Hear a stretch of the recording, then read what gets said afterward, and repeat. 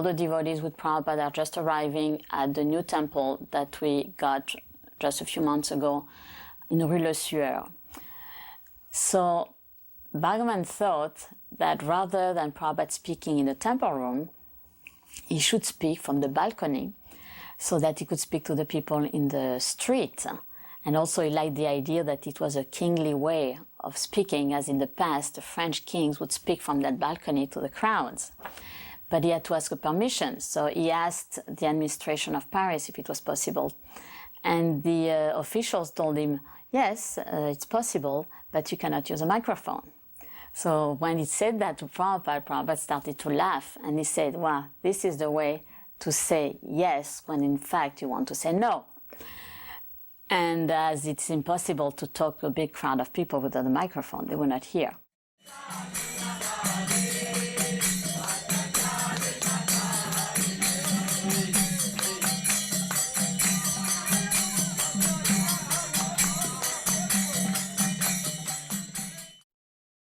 In the London temple, the deities were carved by Shamsundar, and here also the Jagannath deities have been carved by the devotees themselves. So it was a French devotee who was a sculptor, who was called Dayamrigya, who carved them, and then I painted them. And there is two particularities on Subhadra here. That first, she's smaller. She should be a little bit bigger. And the reason is that when Dayamrigya wanted to carve her, he forgot that he needed to have the little top knot on her head.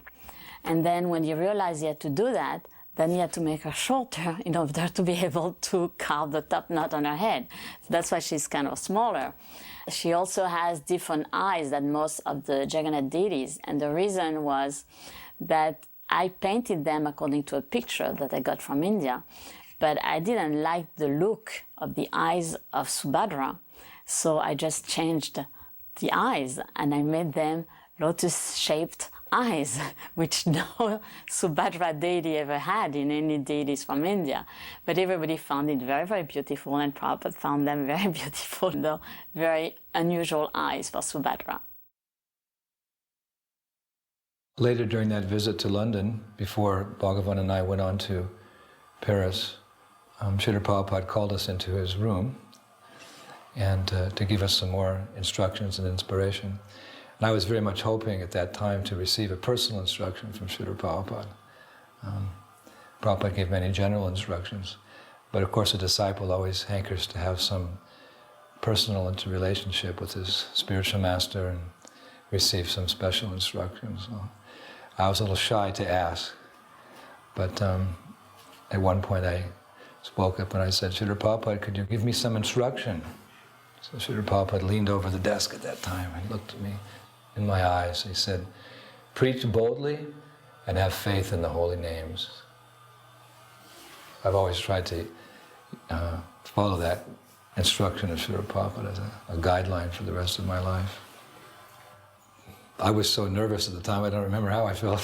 I just felt blessed that Prabhupada would see me, notice me, and give some instruction that I could build the rest of my devotional career upon. And then Prabhupada, to further encourage both of us, he reached over into his drawer and he gave me one of his dhotis, and he gave Bhagavan Das one of his undershirts.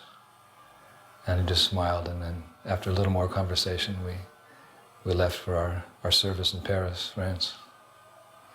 I did wear that dhoti. Actually, it was bright saffron. Of course, I was a grihastra at that time, but it was the tadiya, it was the paraphernalia of the spiritual master, and therefore divine. We know that Mahaprabhu himself, in order to encourage his own followers, his own disciples, he would sometimes give them pieces of cloth.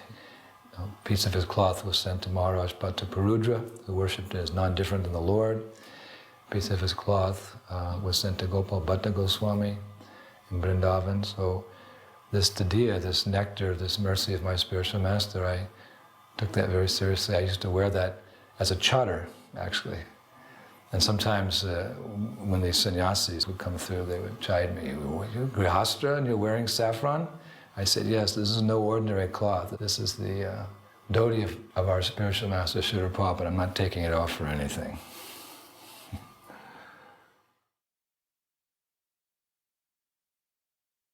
Those of us who came into France as devotees from outside the country quickly learned that French culture was a highly intellectual culture. I think a young person in France in those days, by the age of 13 or 14, probably knew more about history and politics than a college graduate in America. And one thing that we went out of our way to do was arrange as often as possible for Srila Prabhupada to meet with intellectuals and thought leaders of the day. So he met with college professors, and he met with Cardinal Danielou, and he met with leaders from the World Health Organization. He met with leading Sanskritists. And the meetings were important because it gave us an opportunity to see how does a pure devotee of the Lord speak to different levels of people. And I think what was most astonishing was Srila Prabhupada's ability to listen carefully to each person's particular level of spiritual development and address them on that level. As they approached him, Srila Prabhupada would reciprocate, sometimes becoming very, very firm, very outspoken. Why do you speak this philosophy? Don't you understand the dangers here? He was concerned not out of any kind of pride or a sense of superiority, but because this was dangerous. These philosophies are leading people astray. Atmahana, killers of the soul. One of the leading figures in the Rosicrucian movement in Paris came to see Prabhupada, and he was quite naive because Prabhupada kept saying, so what is that? And what does that mean? As if Prabhupada had no idea about anything. It was sort of a technique that he was employing. And me and Yogeshwar, we started to get the giggles. And we're sitting behind the man. Because whatever the man said, Prabhupada would say, why? Anyway, after leading this person on and on and on, finally Prabhupada said, so what is the ultimate? He said, it's indescribable. Then Prabhupada said, that means you don't know.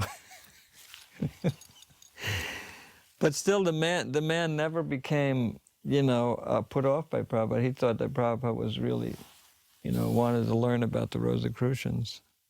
It was really very funny. Anyway, and another point that Prabhupada said, so what is the highest thing? He said, well, it's a flame. Prabhupada said, a flame? Yes. Prabhupada said, why a flame? Why not a person? But like I said, the man never caught on that Prabhupada was, just pulling him along into this endless forest of foolishness. One of those that we invited was a psychiatrist. And the reason we invited him is because he was Christian, but in his care of his patients, he was using religion, talking a lot about Christianity. So we thought that would be very interesting to have him meet Prabhupada. So we invited him to come. I went to meet him, to bring him to Prabhupada. And the first thing he said was, where's the patient?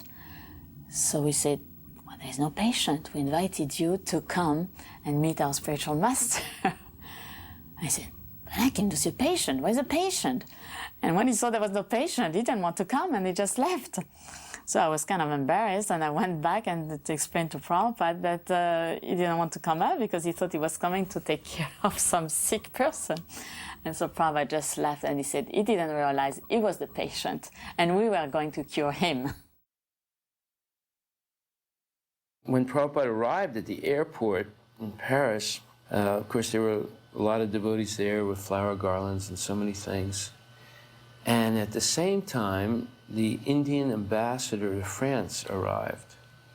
It so happens that the French government did not send a proper welcome party for the ambassador. And one of the ladies that was supposed to do something ad hoc for the French government saw devotees. And she thought very quickly, well, you know, we didn't prepare anything, but they look like they're prepared. So she came up and begged the devotees if they would help out, receive the ambassador. And the devotees said yes. Because we already had garlands, we were dressed, we were doing kirtan. So a group of devotees accompanied a few French officials that came and welcomed the Indian ambassador to France and garlanded him and said Hare Krishna. And the French officials that were there, especially one lady, so appreciated that the devotees came at the last minute and really gave a welcome, by which the ambassador felt very pleased and honored that she offered to help us out. And the devotees very astutely said, well, our spiritual master has just come. Is there any way you could honor him? And she said, I will do what I can. And she arranged that Prabhupada be honored officially by the city of Paris and by one of the French city officials. So when we received that letter saying that Prabhupada could be greeted officially at the Paris City Hall, the letter was saying how it would be the vice president of the Paris City Council that would be receiving Prabhupada, which is an equivalent of what a mayor will be in America. So that was very, very important personality. In this greeting speech, he was explaining how Paris had always been conscious of the spiritual values. So Paris was very happy to receive someone who is an ambassador of Indian spirituality. And then because Yogeshwar in his letter that explained a little bit of who Prabhupada was, so Mr. Aswad, the mayor, gave some praises of Prabhupada's achievement, saying how it was wonderful that at this age of 70 years old he came to France and started this spiritual movement. So a lot of very, very nice words of appreciation of Prabhupada. This woman here is the official reception director for VIPs coming to Paris. In fact, she was the woman who arranged for Srila Prabhupada's reception at the Paris City Hall. And the protocol was made very clear to us that when we go into the reception room, everyone should stand and the mayor will give his opening remarks and then Srila Prabhupada can reply. The way it worked out was somewhat different. The mayor waited and Prabhupada sat. And the mayor started getting nervous and Prabhupada sat. And then everyone was looking at Srila Prabhupada. And I leaned over and said, Srila Prabhupada, they're waiting for you to stand. Srila Prabhupada looked at me and said, I'm supposed to stand for who? And refused to stand. So the mayor started his remarks and gave his greeting to Srila Prabhupada, seated, probably the first time in the history of the country that anyone had been received in City Hall without standing up. And then when the mayor was finished saying how Paris has always been such a spiritual city, Srila Prabhupada stood at that moment and said, Mr. Mayor, you've spoken very nicely about how France is such a spiritual country, etc. Let us examine what is spiritual, and went right for the jugular. You know, that there is a soul within the body, and any government that is unaware of the difference between the soul and the body is a demonic government. Just like your Napoleon Bonaparte, you should pronounce the name Napoleon Bonaparte, he said, I am France. France is there, and where is Napoleon?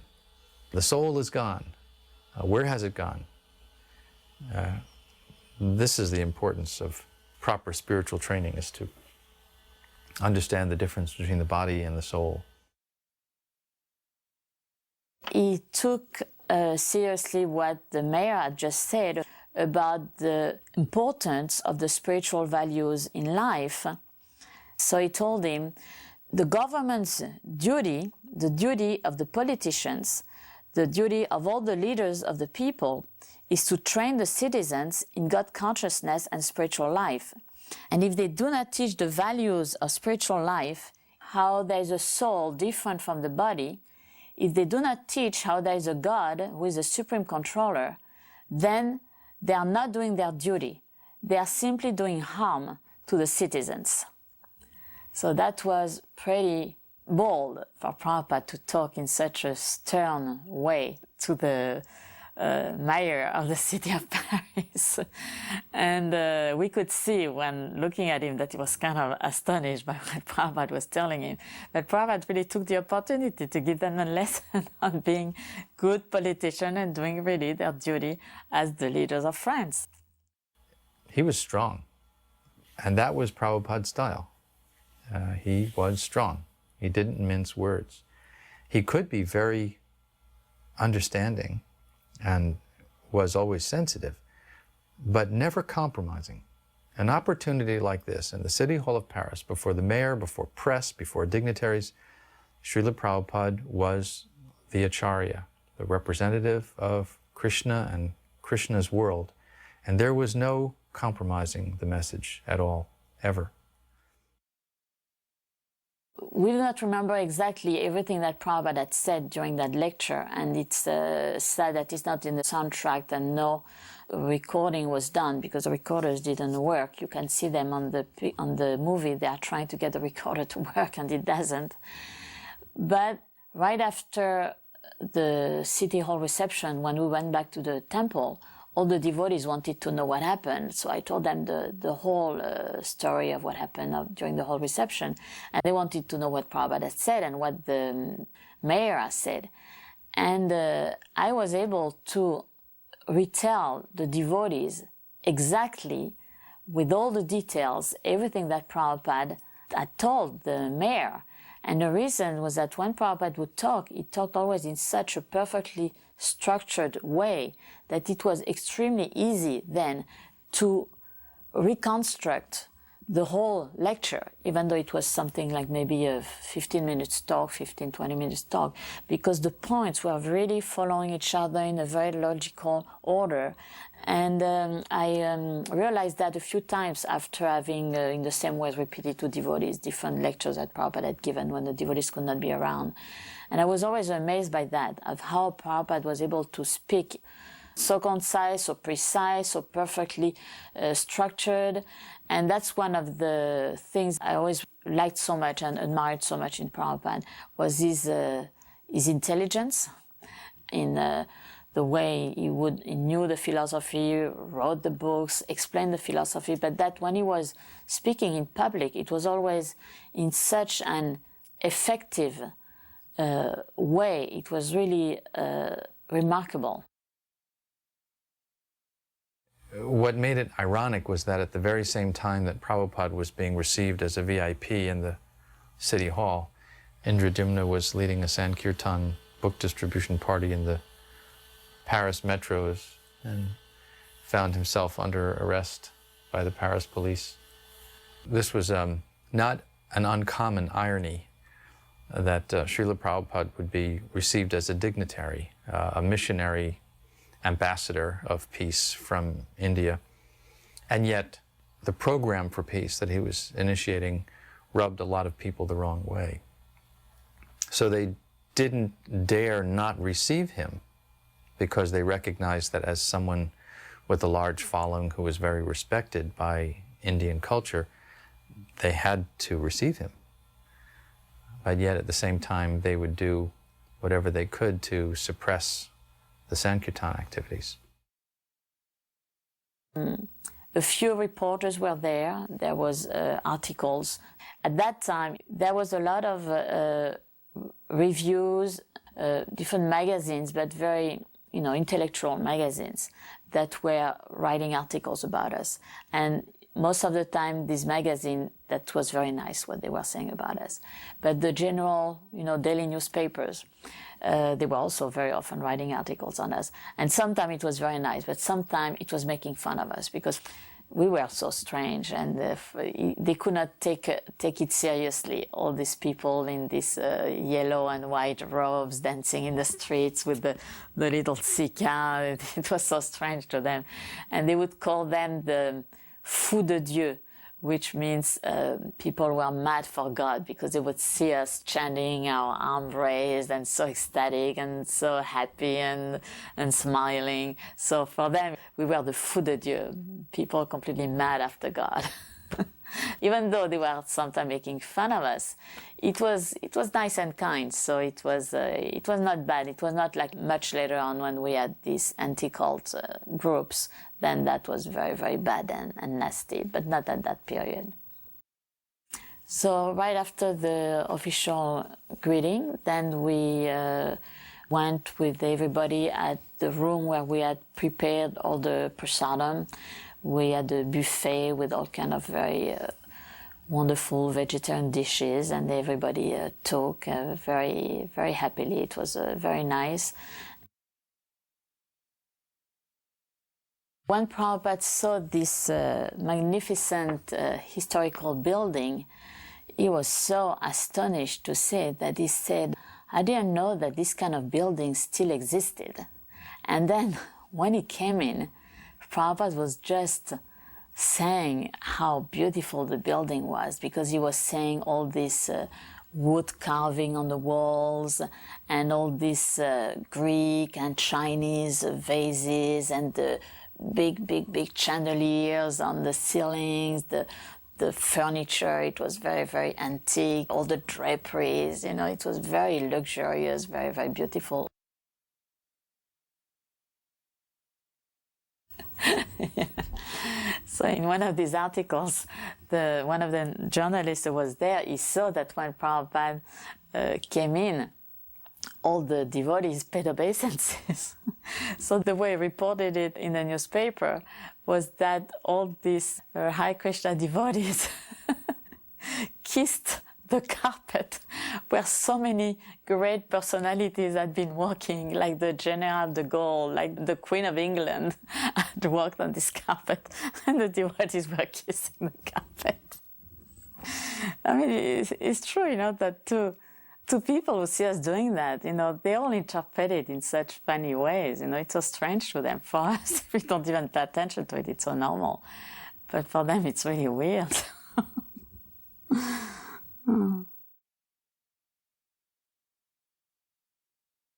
The brilliance and genius of Srila Prabhupada's mission was that he started off in such a humble way and always made himself accessible to people on all levels, so that moments like this in official government receptions or other elegant environments in no way should be interpreted as an aloofness or a sense of elitism on his part.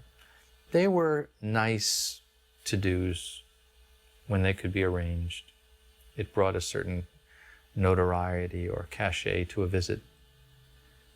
The really significant moments, however, were not receptions by fleeting politicians, but rather the in-depth philosophical meetings that Srila Prabhupada had, sometimes with very ordinary people.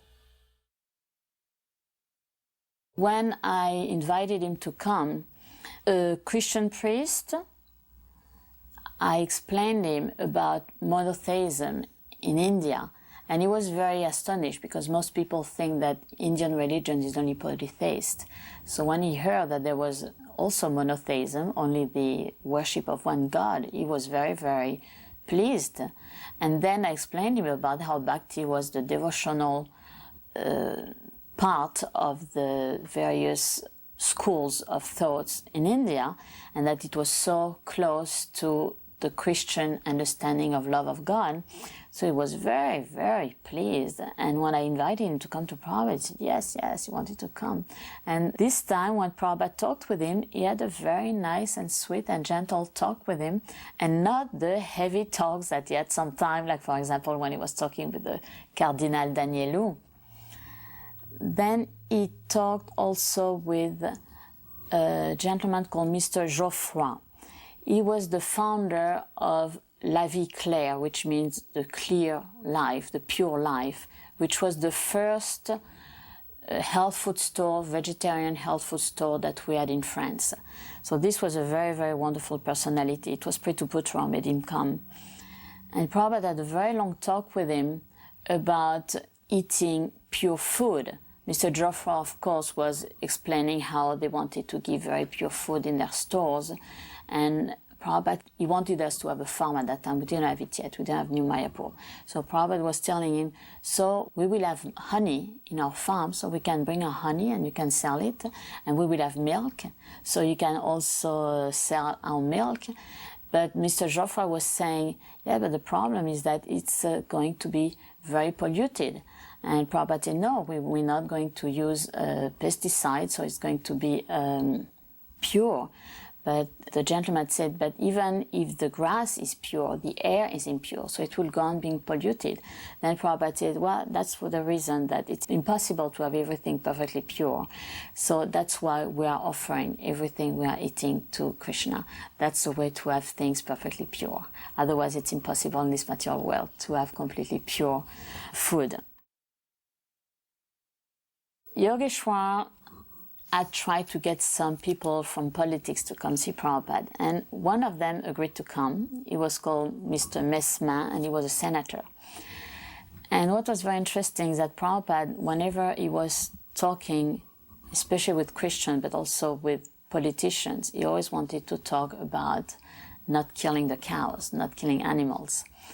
So they had a discussion, and Prabhupada was telling this gentleman that if you absolutely want to eat cows, then just wait until their natural death, and then you can eat them. And we were very surprised because it was the first time that we heard Prabhupada mentioning something like that. But he said, Prabhupada said, in that way you will always have meat to eat because there will always be cows dying and you don't have to kill them.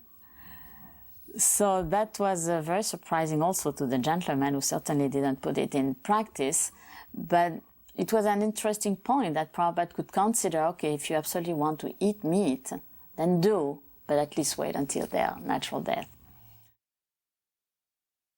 I remember going on a morning walk around the Bois de Boulogne, in which there are some lakes, and I remember asking Prabhupada a question. I asked several questions, but one specific question was, Srila Prabhupada, what does it mean to be humble?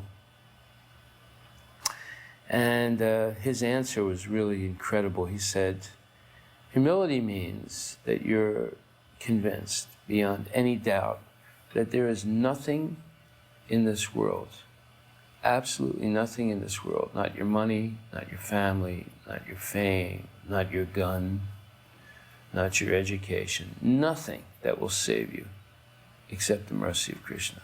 He said, when you're convinced like this, then you're humble. And that explanation really impressed me.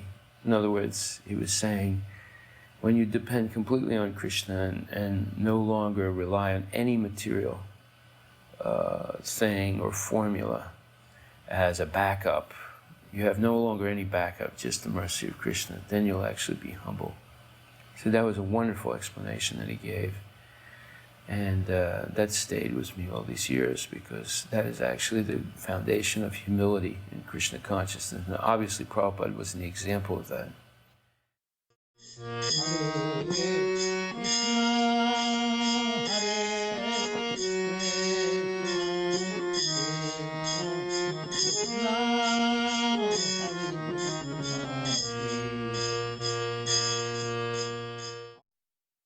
I had made friends several years before with a lady who had a circle of friends that met regularly. She had a center for esoterical and interreligious dialogue.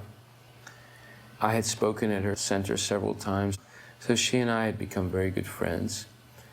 And it turns out that she was a personal friend of Cardinal Danielou, the chief cardinal of the Catholic Church of all of France. At that time, she was actually dying. And I went to see her, and I begged her if she would do a favor for me. And I told her that Srila Prabhupada was visiting, and he had been received by the city of Paris officially. And I begged her if she would please help us arrange a meeting with Cardinal Danielou, and she agreed. Paris in these early 70s was a very political environment, and Cardinal Danielou fit right in. He was known as the Bohemian priest. He had a very strong following among young people, even though young people for the most part were very anti-religion. If anyone had an ability to circulate among them, it was Danielou. He managed to maintain a very broad-minded and open-minded position among young people. Danielou, in his own way, was making a contribution, I think, reaching out to young people who were completely atheist and attempting to bring some sense of the value of a God-focused life into their purview. Still, because it was a ritualistic Catholicism, he didn't appreciate, for example, the philosophy of the soul present in all life forms. The devotees were amazed by the discussion because it showed that here is the top man in the Catholic Church, and he's an intellectual. He's not only a performer of rituals, but he's a top intellectual. And in the presence of Prabhupada, he was not able to discuss significantly the topic of compassion and nonviolence, and he was unable to comprehend the subject. And it made me realize why Srila Prabhupada agreed to meet such people. It was more for the devotees than any other reason, because we were able to see that although these were big people in French society or in society, they actually were very small in comparison with the pure devotee of Krishna. And that was important for the devotees to see. I remember thinking when I was really early, why did my parents have to die? So that was already kind of in there. And then the Bible school and the Christians having fun things, and you'd go to that and spend a week, and they tell you stories about Jesus, and it always seemed very attractive to me. And then as I got older, I started going to churches with friends and different Protestant churches. We'd get to a point in the Sunday school, and I'd ask a question about, well, what happens to all those people that don't know anything about Jesus? You know, the Eskimos or the people in Africa or whatever. And they'd always come up with this idea that, well, no, I mean, to be saved, you have to know about Jesus. And it just didn't seem fair. And I'd like argue a little bit, and then I'd lose interest in that church. And eventually I ended up at the Catholic Church.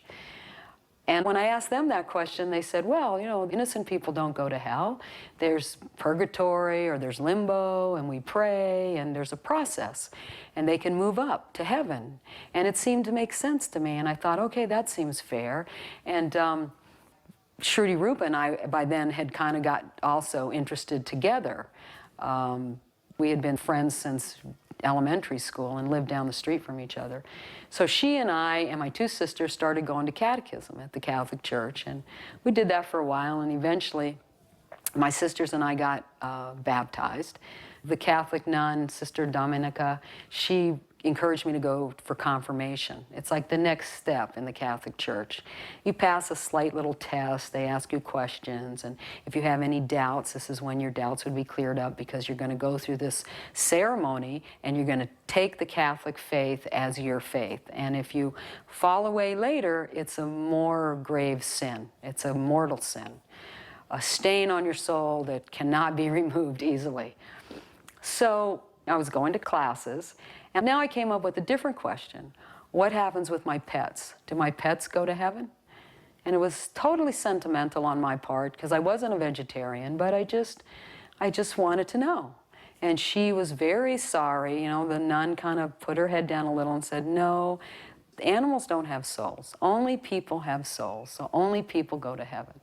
And again, that just didn't seem fair to me. I mean, I was by then 12, and in the end, I went ahead and got confirmed, because I thought, well, I haven't found anything that makes more sense.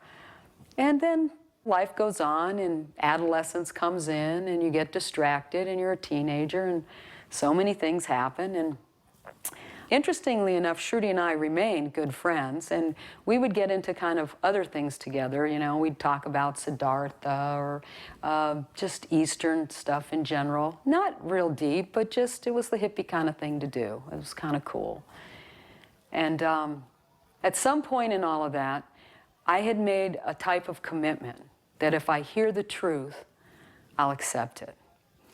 And around soon after that, I happened to see a TV show with the Hare Krishnas on it. It was a news thing, quick, from out of Miami, and that would have been local for Key West.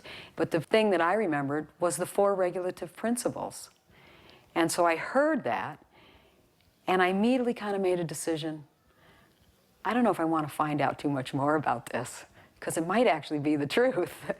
And I just didn't really want to risk, you know, the 4 regulative principles seemed a little severe to me. And so I just didn't really want to know. And I kind of even almost made an effort to avoid the devotees. Once I saw devotees across the street, and I went to the other side of the street. And then, you know, a little time passes, and Shruti and I decided to take a trip to Europe. We were going to meet friends in Germany that were in the army and travel with them a little bit. And just before we left, somebody at the airport gave us the teachings of Lord Chaitanya and a BTG. And so we traveled. We, you know, really immediately realized after some difficulty and some ups and downs with our friends that we didn't really have too much in common with them. And we just traveled on our own a little bit. And then we just decided, why are we traveling all around? What are we looking for? We should just go back to our home and try and just be stable people. And so she gets the idea. She has this BTG. She says, why don't we go to the temple? And it was kind of a difficult trip to get to Paris. We had trouble with being vegetarians. So we got to Paris, and we got off at a train stop. And there were 2 quite large men that were selling there. And Shruti immediately went up to them and asked them directions to how to get to this address. And they kind of gave us instruction, and we started heading in that direction. And we realized that it didn't seem quite right. So we stopped and asked in a hotel. And that man told us we were going in a completely wrong direction. So we left the hotel, and we turned and we started heading the way he told us to go. And then we realized that these fellows were following us. It could have been coincidental, but then when we changed directions, then they also still were following us. It was just a scary scene. We were kind of starting to walk faster and faster. They were walking faster and faster. We were hoping that at the end of this street, there was going to be the door with the number on it. So we see the 4 on the door. We start pounding on the door, and that's when the door swings open, and light just comes pouring out, and incense comes billowing out, and music comes out, the chanting comes out, and Indradumna, dressed in white, looking very angelic, says, yes, you know, can I help you with something? And we just said, we need help, we need to come in. And he said, sure, and he just lets us in, and he closes the door, and it was like he closed out all this scary stuff on the other side, and everybody like looked up and smiled at us. And so he took us upstairs, and you know, he said, these girls just arrived, And Bhagavan was very friendly. You know, he came out and he said, oh, hello. And we talked for a little while. And we ended up staying up all night and working and being helpful. You know, we took showers and had something to eat. And then the next day was the Rath Yatra festival, so we went to the park and there was a feast and a class and a nice kirtan. And I remember sitting there listening to that class. It was really sweet and the philosophy was so clear. And I could just feel the tears coming out of the sides of my eyes because I was thinking, this appears to be the truth. You know, I looked at Shruti and she looked at me and she just said, this is amazing.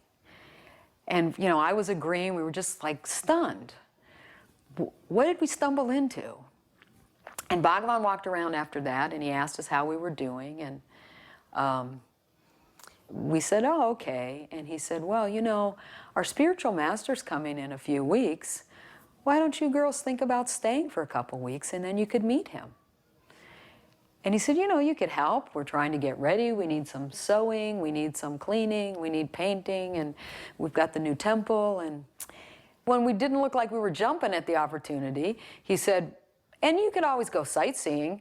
You know, it's in Paris. You could go to the museums and stuff and then just do a little work during the day. And, you know, of course, we never went to any museums. We stayed. And pretty soon we were fully engaged doing things around the temple, all the usual things that have to be done. And I was sewing a lot. That's what I had done before I was a devotee. I was a seamstress.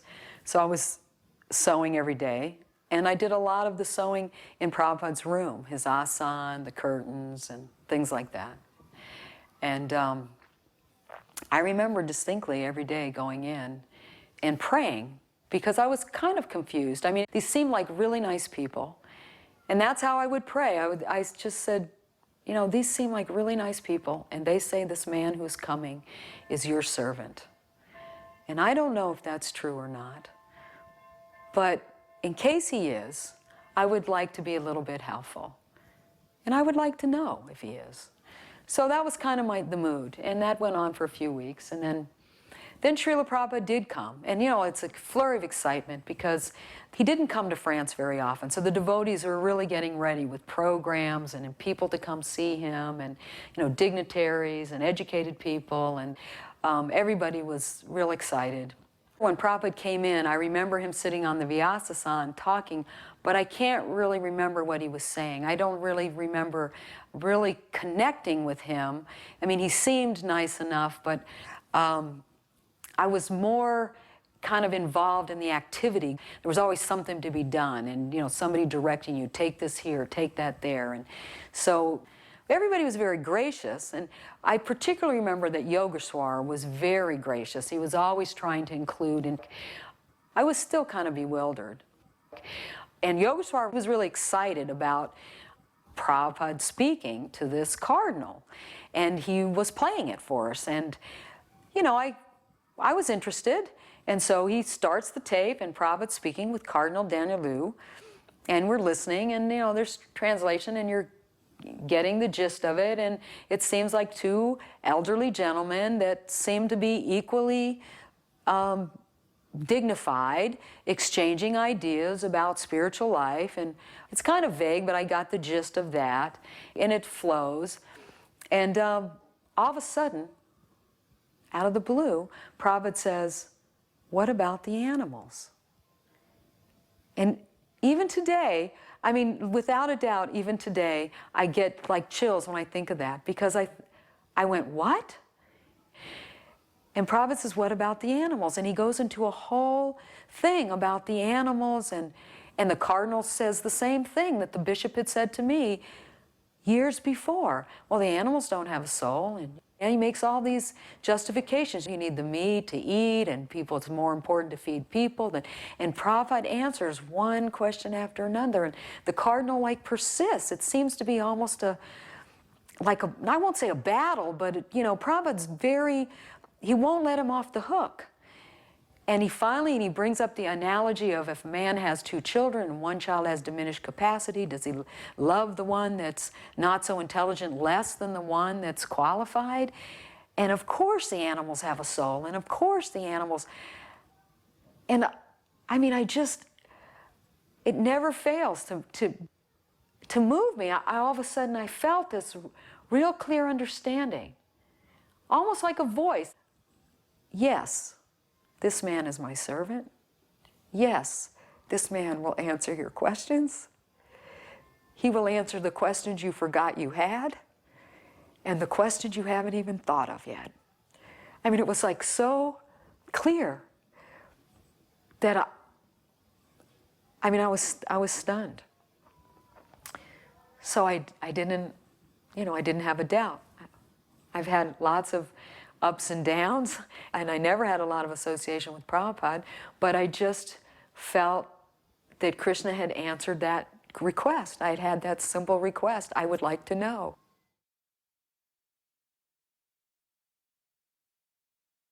In the previous year, Srila Prabhupada had come. We had organized a big festival for him. And he had wanted us to install deities. We had a very small temple at that time. So when we finally secured this building in a very prestigious neighborhood and arranged for the deities to come, and then Srila Prabhupada to come for the installation, it was really a moment of great happiness and auspiciousness and wonderful culmination of years of work doing Sankirtan and so forth in Paris. So I remember walking to the temple that day, and I noticed outside, peering in the windows, was one gentleman. This was a gentleman that had been following our movement for years. When we were in a small apartment, he would come and ask us questions, and he was a Christian. And he would always try and discourage us by telling us, you know, your movement has no hope, the French people won't accept it at all. So very clearly, he was peering in the window, trying to see what was happening. There was a large crowd mulling around outside and inside. And I said, "Oh, you're here." And he was surprised when I said that. And, you know, I caught him looking in the window. And he said, "Oh, how are you?" I said, "Well, I'm fine. What are you doing here?" He said, "I just came to see what you're doing." I said, "Well, what do you think now?"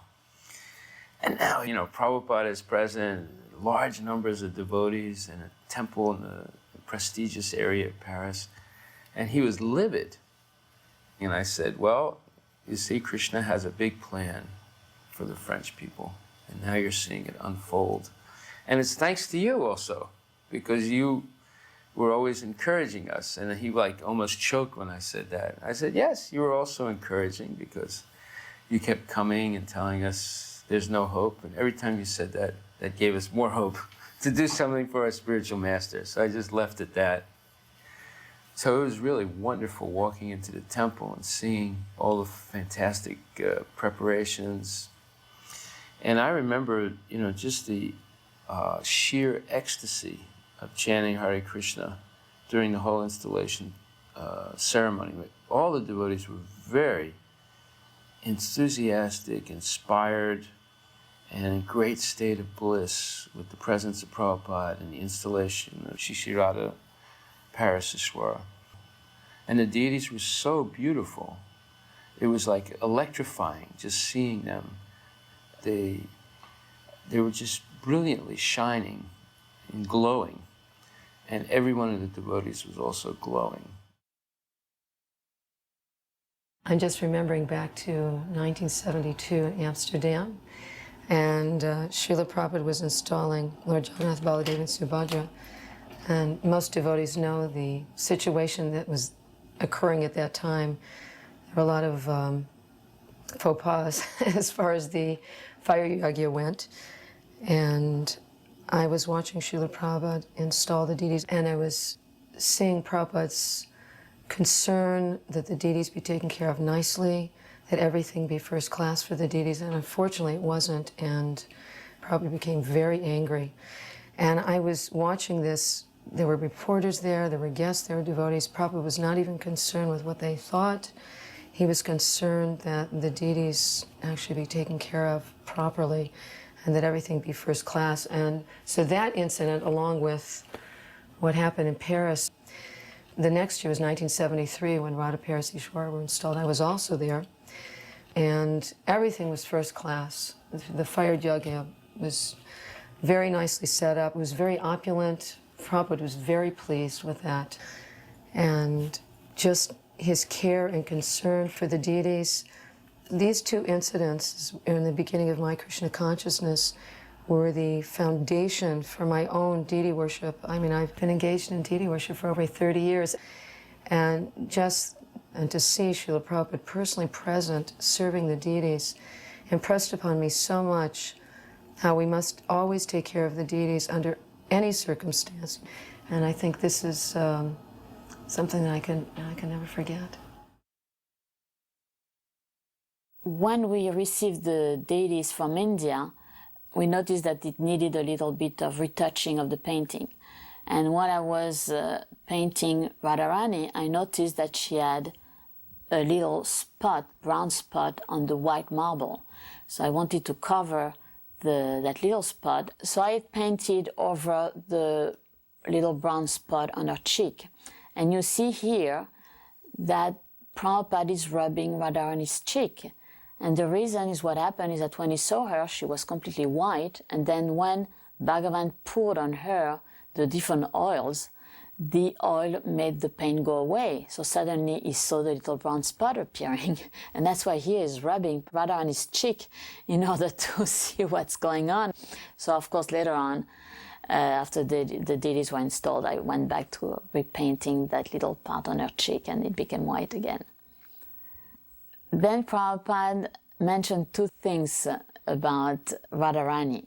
One was that when we dressed them, we didn't have yet very, very wonderful, nice clothes. We had some very simple clothes that we got from India.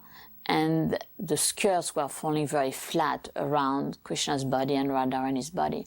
So Prabhupada told us that the skirts had to be very wide, looking very pretty and very wide. So he said, you should put some sticks underneath to have the skirts open very wide around them. And then he said another thing, which was very surprising to us. He said that Radharani has come to France as the most beautiful French girl, because in the whole world, the girls with the most beautiful faces are the French girls.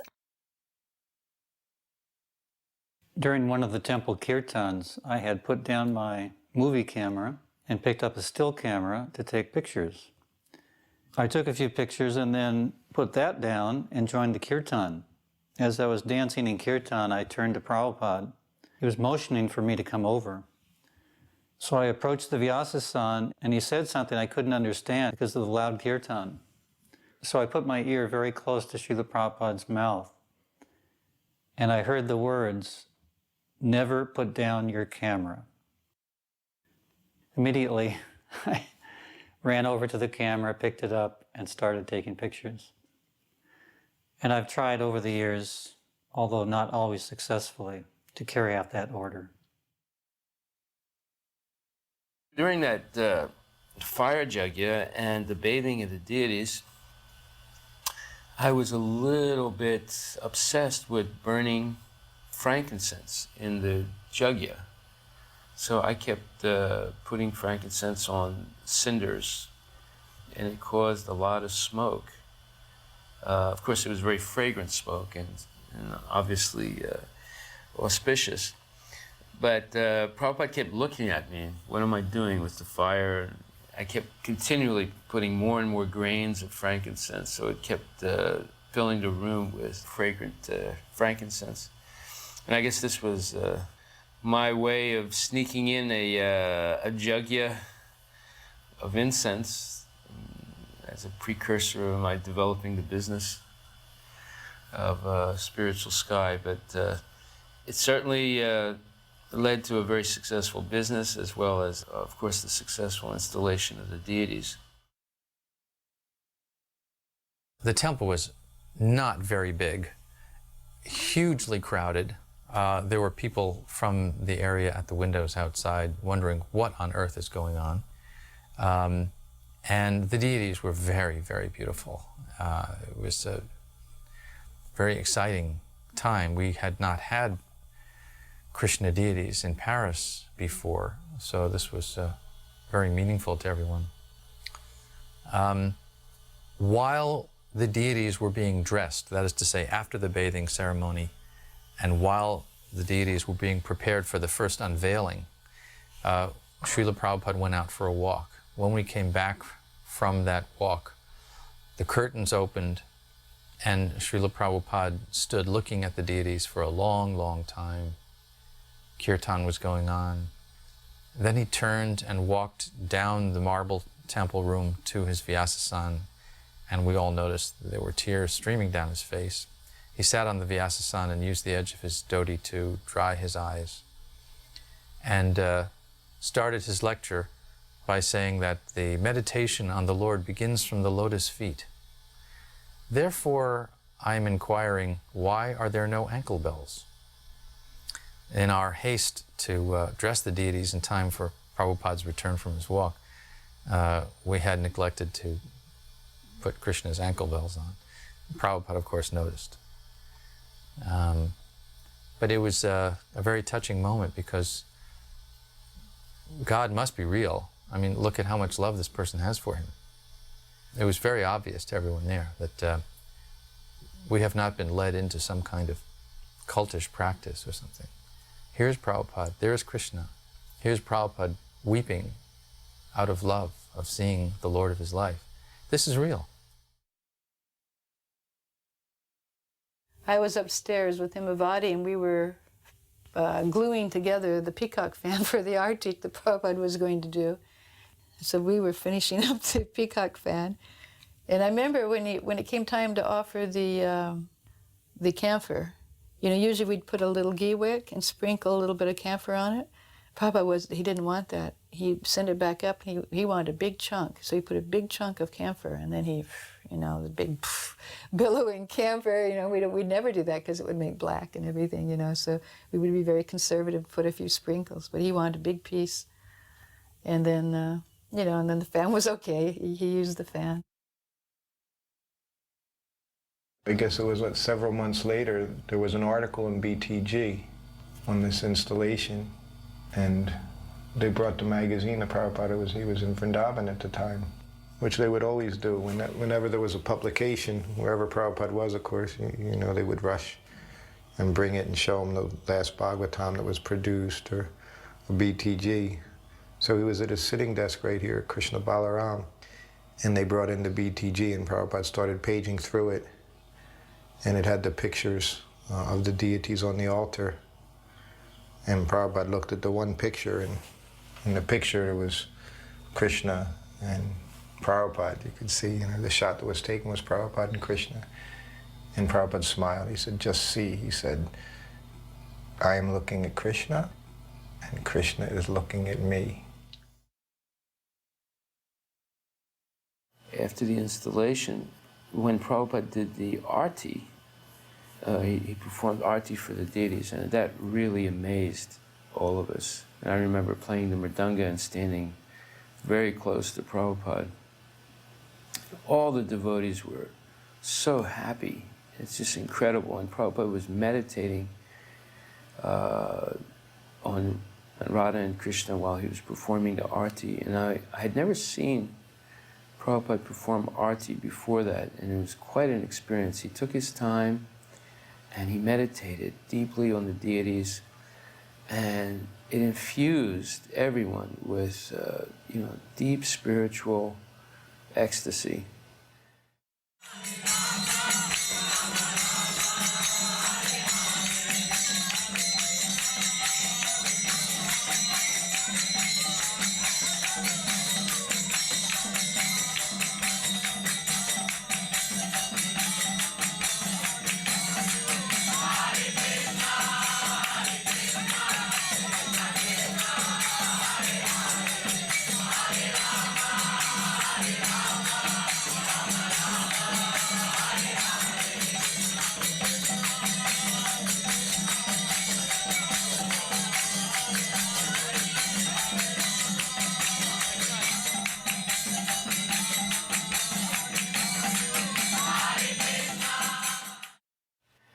And then as he came to the end of the arti and he blew the conch shell, the devotees were all jumping up and down in ecstasy, and Prabhupada was clapping his hands.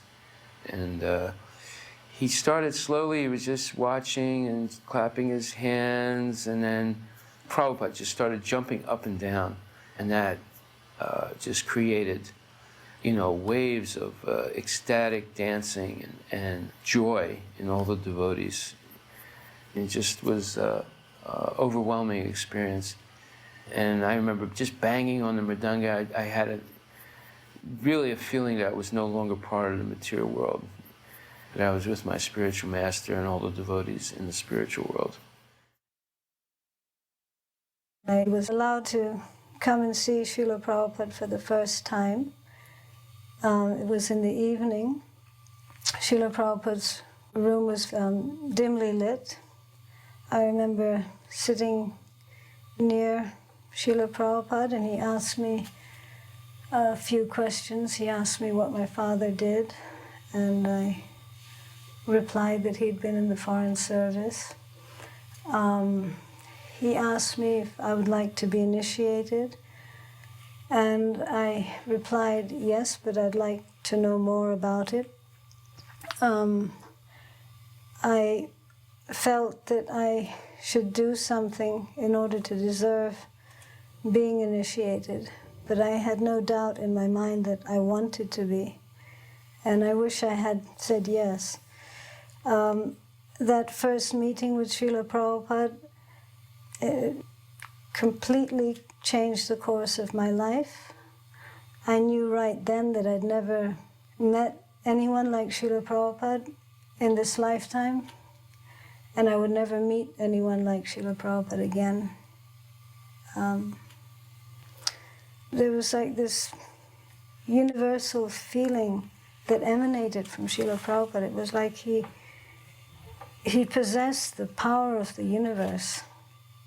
It was a very, very amazing feeling that you only feel in the presence of Krishna's pure devotee. I remember all the devotees offering dandavats, and that included the ladies. As soon as Prabhupada came in the room, in the hall, everyone just went down like sticks or dominoes.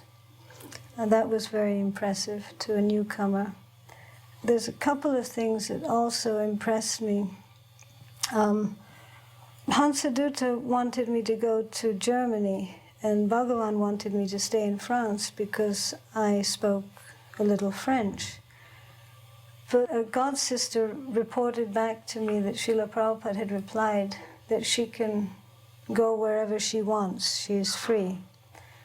So looking back, I always appreciate that even though I was new, that freedom was always there, that choice was always there, and he made that clear. Another thing, there was some criticism going on between the devotees. Hari Vilas's name came up in a negative way, and Srila Prabhupada immediately praised him and put him in a positive view, which again was always Prabhupada's. He always put us up rather than, he never put anyone down unless it was to correct them or point out a definite fault. I guess like many other disciples of Srila Prabhupada, we worried very much for how to please Srila Prabhupada the most. And we also were a little bit envious with all those other devotees who had the intimate relationship with Prabhupada, traveling with him to different places and doing confidential services, etc., etc. Well, I joined very far away from Srila Prabhupada. The first time I actually went to meet him, personal encounter, was in Paris. In that meeting, it was upon my mind the thought that maybe I should also leave my service and join his more closer company. And then, as I went into his room, I offered my business, and as I came up, Prabhupada looked at me very piercingly, and he only had one thing to say. the Vani is more important than the Vapu. And then he went into lengthy details to say that some devotees, they're very close physically to the spiritual master, but they don't understand what he really wants to be done, and they cannot catch that. Whereas another devotee who is very surrendered to the spiritual master, in some very long distance from him, he may get his most intimate blessings. So when he said that, I was immediately cool in my brain, and I could immediately see the capacity of Prabhupada to harmonize my feelings. Hare Krishna, Hare Krishna, Krishna Krishna, Hare Hare, Hare Rama, Hare Rama,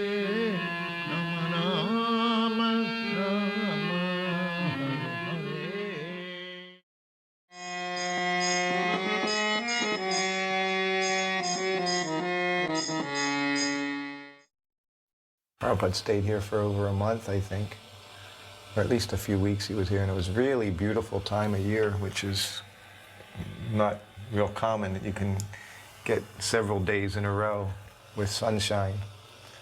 But we seem to. And Prabhupada even commented about it. He said, England's very nice, but when the sun shines, he said, it's like one of the nicest places in the world. And he would come here every afternoon and sit down right on the lawn. And at this time, they had just published a book, Lord Chaitanya in 5 features. So that was like the first volume to come out of Chaitanya Charitamrita, the Adi Leela. So we had a copy of that. And when Prabhupada would sit down here in his place, sometimes he would have me read from there. Prabhupada always would sit and like to listen from his books, you know, either read them himself or hear others read them, and he enjoyed hearing the philosophy that he was translating for us, and he always enjoyed it in the same mood that we did, just relishing Krishna Katha. Anyway, the one day I remember I was reading from this book, and of course it had the transliteration, had the Bengali in there, so I was just reading, and Prabhupada had an audience, and there were some Indians in there. And he was very happy. He said, just hear him, he said, just see how nicely he reads this Bengali. He said, even he has no experience, he said he can read it so nicely. So again, he always appreciated, he had made devotees, and he liked to see them, that they were capable in doing these things, you know. So he liked to show the Indian community, you know, what he had done. He had turned these Westerners into devotees, into Vaishnavas. You know, and Prabhupada liked the simple things, sit outside. So in the afternoons, if the weather was nice, he would sit out there. From his quarters, of course, this whole area, this is what you would see from his sitting room. And sometimes he would, again, as he would walk around in his room chanting, and he would just look out the window, onto the lawn and the trees.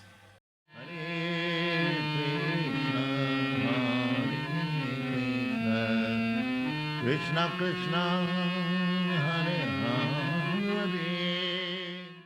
This is Swati's son, Srivajor Prabhupada, holding onto his hand, and Srivajor doesn't quite know. He wants them to let go.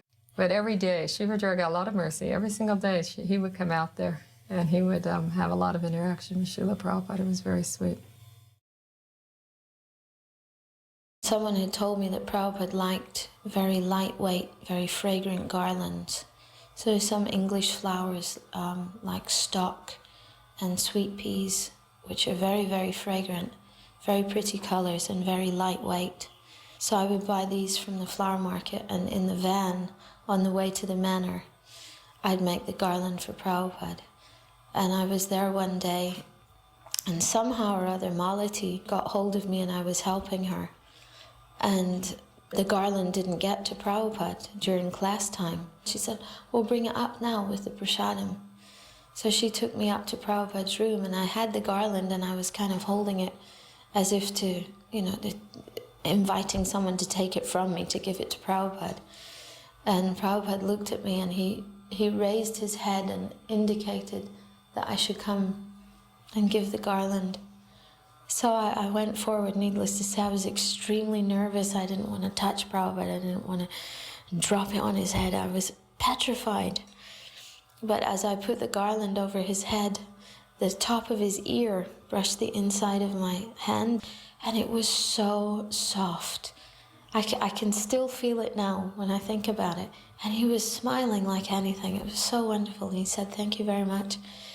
And for some reason that day, I was there for a long time. Prabhupada was walking around outside in the afternoon, and he still had the garland on. And those flowers are very, very delicate. And that garland was still as fresh as the minute I had put it on him. And they said he'd been wearing it all day. I went on Sankirtan with Prabhupada. We were very close friends in those days.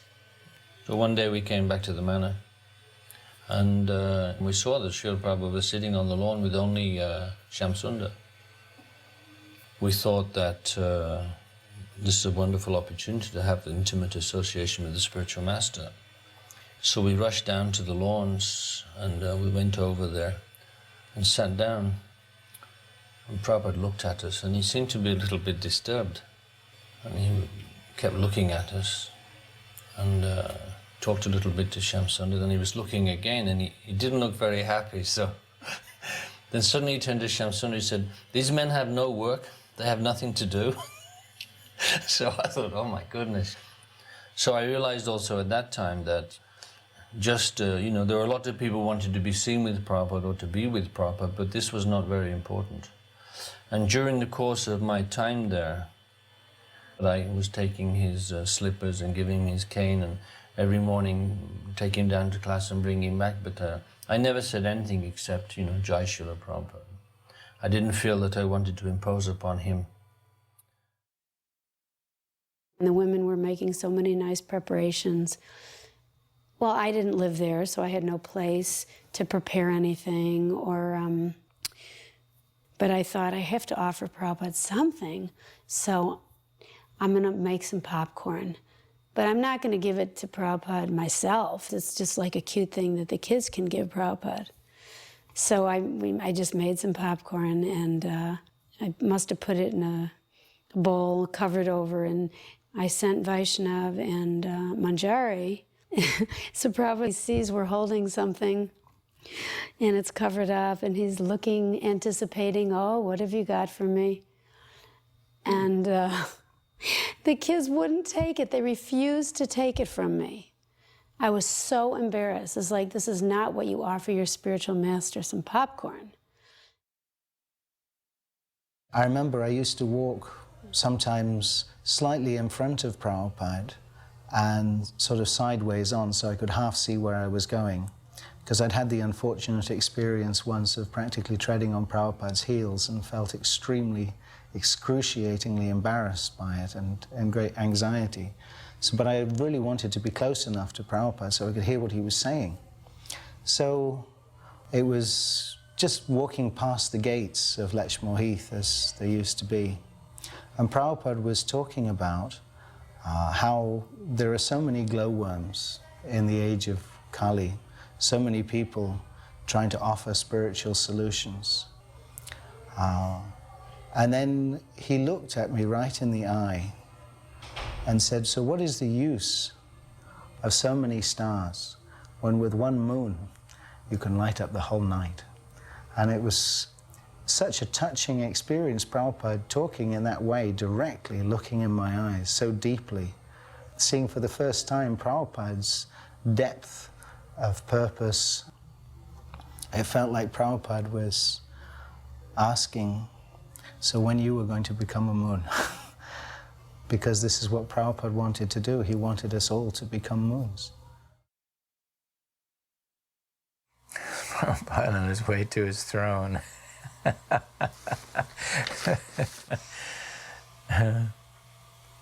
This is the first Vyasasana at Bhaktivedanta Manor. That was built after the Queen's throne in the House of Lords in Parliament. We got an invitation from Lord Sorensen, I believe it was, to attend a session at the House of Lords one time, the visitor's pew. And I took the idea from seeing the throne there that Prabhupada would look very nice in such a throne. Prabhupada was always very low-key about everything, but look how regal he looks.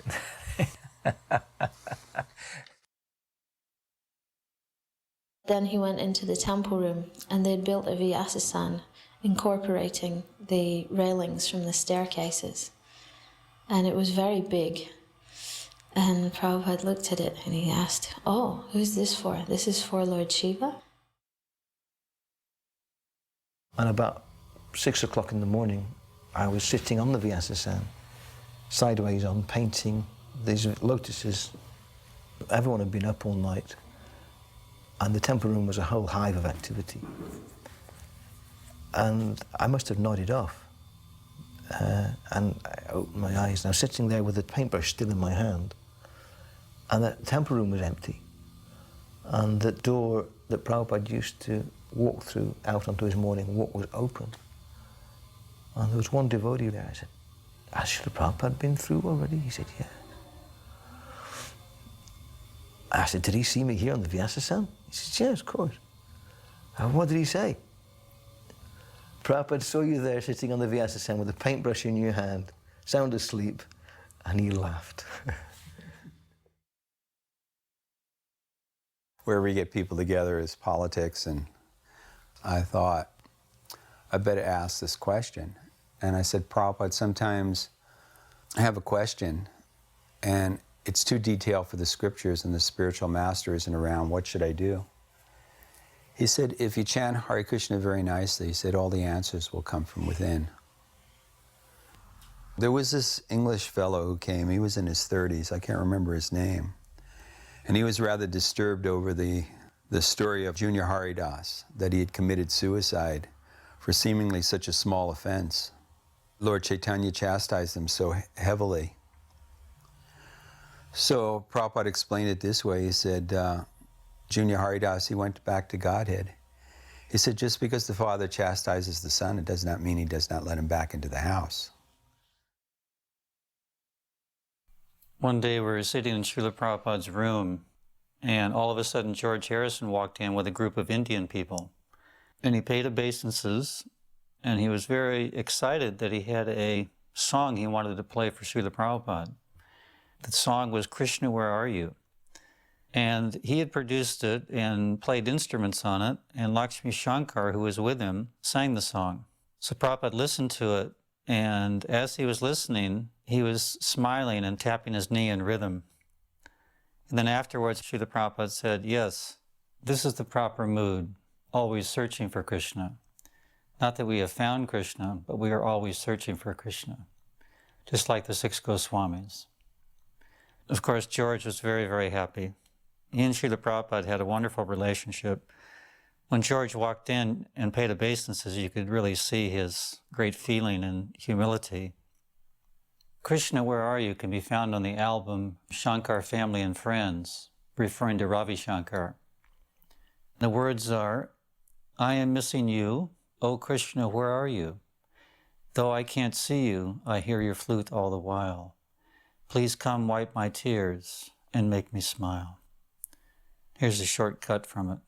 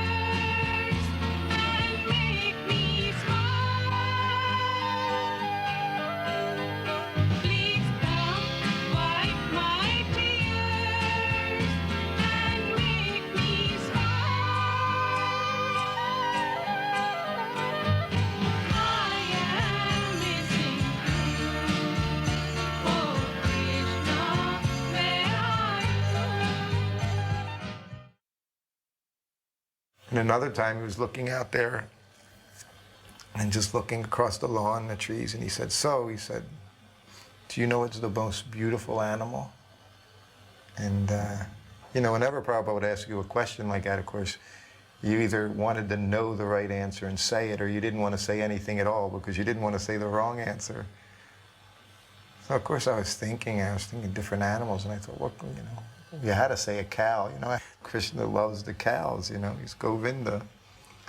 So finally, after a little bit, I said a cow, and Prabhupada just laughed, and he said, no, he said, the horse. He said, the horse is the most beautiful. He said, its body and its muscle structure. And I said, oh, yes, Prabhupada. A lot of devotees don't know this, but actually Prabhupada did name the land New Gokula, and that's why he named the deities Radha Gokulananda. And he wanted the main activity there to be Goraksha, cow protection. He wanted 150 cows kept on the property, and I said, but that's not very practical because of the 17 acres of land, there's only 6 acres which is pasture land. But I said, you need at least 1 acre per cow, and he said, so? You buy another 150 acres of land. What is the difficulty? This is the most important duty, to look after the cows and explain the importance of cow protection. He said also we should purchase a double-decker bus and drive the bus into central London and fill the bus up with Western tourists, Western people, and bring them out to the manor so they can be educated in simple living and high thinking. He said besides showing them how the cow is protected, we should also be producing milk for sale and butter and yogurt and also ghee. He said if we make our own ghee, he said so many people want to purchase the ghee because there's nothing like homemade ghee. And he said that the other activities that devotees should be doing there is spinning and weaving and different handicrafts. This is what he wanted to happen there. Then I asked him about the Indian community. I said, should we cultivate the Indian community? And he said, they're already Krishna conscious. So we should concentrate on the British community. He said, they know nothing about Krishna. During this time, Shyam Sundar had a program where he was inviting different prominent persons to come see Prabhupada for darshan, and celebrities. It was during this time that Donovan came to see Prabhupada, and Schumacher, I think he wrote a book called Small is Beautiful. Lord Brockway. One reporter during a darshan asked Prabhupada if we worked. Prabhupada said, no, we don't work. Why should we work? We're the sons of the richest man. Then he said, you see this manor, right? What do you think it's worth? So the reporter said, £500,000 or more. He said, so do you think that if you worked your whole life, you would have enough money to buy it? And he said, no. He said, well, you see, we don't work, but we've got it. Someone gave it to us. So why should we work? We get everything we need. In 1971, Prabhupada had a pandal in Delhi, the first pandal. And these deities were used for the pandal, and then afterwards, they were just sitting. And then there was discussion that we would eventually get a new temple, because Bury Place was becoming too small. So then Prabhupada mentioned that these deities were available. So immediately Dhananjaya, called up India and started the action of, can we get these deities over here?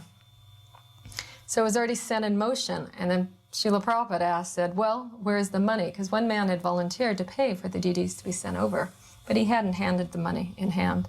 And Prabhupada said, no, he said, don't do anything until you get the cash in hand, because we had no extra money at all. So when Dhananjaya called again to try to stop, wait until we get the money, the deities somehow, they had cleared them through customs. They were already on their way. So Prabhupada made the comment. He said, well, if Krishna wants to come, who can stop him? So then Radha Gokulananda arrived, and they set up in the Pujari room in Bury Place for about a year before they came out here. And we hadn't had the manor. We didn't even know where we were going to have a temple at that point. But then Bhaktivedanta Manor was found. And so Radha Gokulananda were always, destined to come to the new temple wherever it was going to be in England. They came with 7 outfits. It was meant to be installed on Janmashtami, and we did it on Janmashtami. And now he's offering. This is the first offering to the deities, and Prabhupada is personally offering the deities their bhoga. Prabhupada's very involved in the whole installation. He comes down into the temple room. They're about to offer him a garland. He doesn't accept the garland because there's none on the deities. And then he personally supervises the bathing of the deities. And he personally supervises the men that carry the deities and put them up. And then Malati dressed Krishna, I dressed Radharani. And then he came in. It was personally, he's hurrying us up, to dress the deities quickly. Prabhupada was, you do it in a certain amount of time. The deities, they were originally meant to have gone to Scotland, but I guess Krishna's desire was to stay at the manor because that's where they ended up. Anyway, I picked them up from the airport. We had this Russian vehicle at the time, and I remember driving this vehicle out to Heathrow Airport, to the cargo area, and there were the 2 boxes with the deities in them. And I'm trying to think, if I just say deities, will he understand? And also, I knew a little bit about packing deities. And quite often, deities arrive broken. Generally, they actually weren't broken in transit, but in the opening of the box, they would take some crowbar or something and apply pressure, and that was when they would break. So I was very worried about, if I had to open them up, how would it be done? And, so, all right, now, what's this? So I very authoritatively said in my best authoritative voice, this is the Supreme Personality of Godhead and his eternal consort. And, they didn't flinch, they're British. And I said, it's for a temple, religious. That was it, they let it go. It's 2 big boxes, they didn't open them. And this was such a beautiful place that George Harrison had purchased and given to Srila Prabhupada and the devotees. And we finally felt that we had a real home in England, and there was a sense of permanence about it.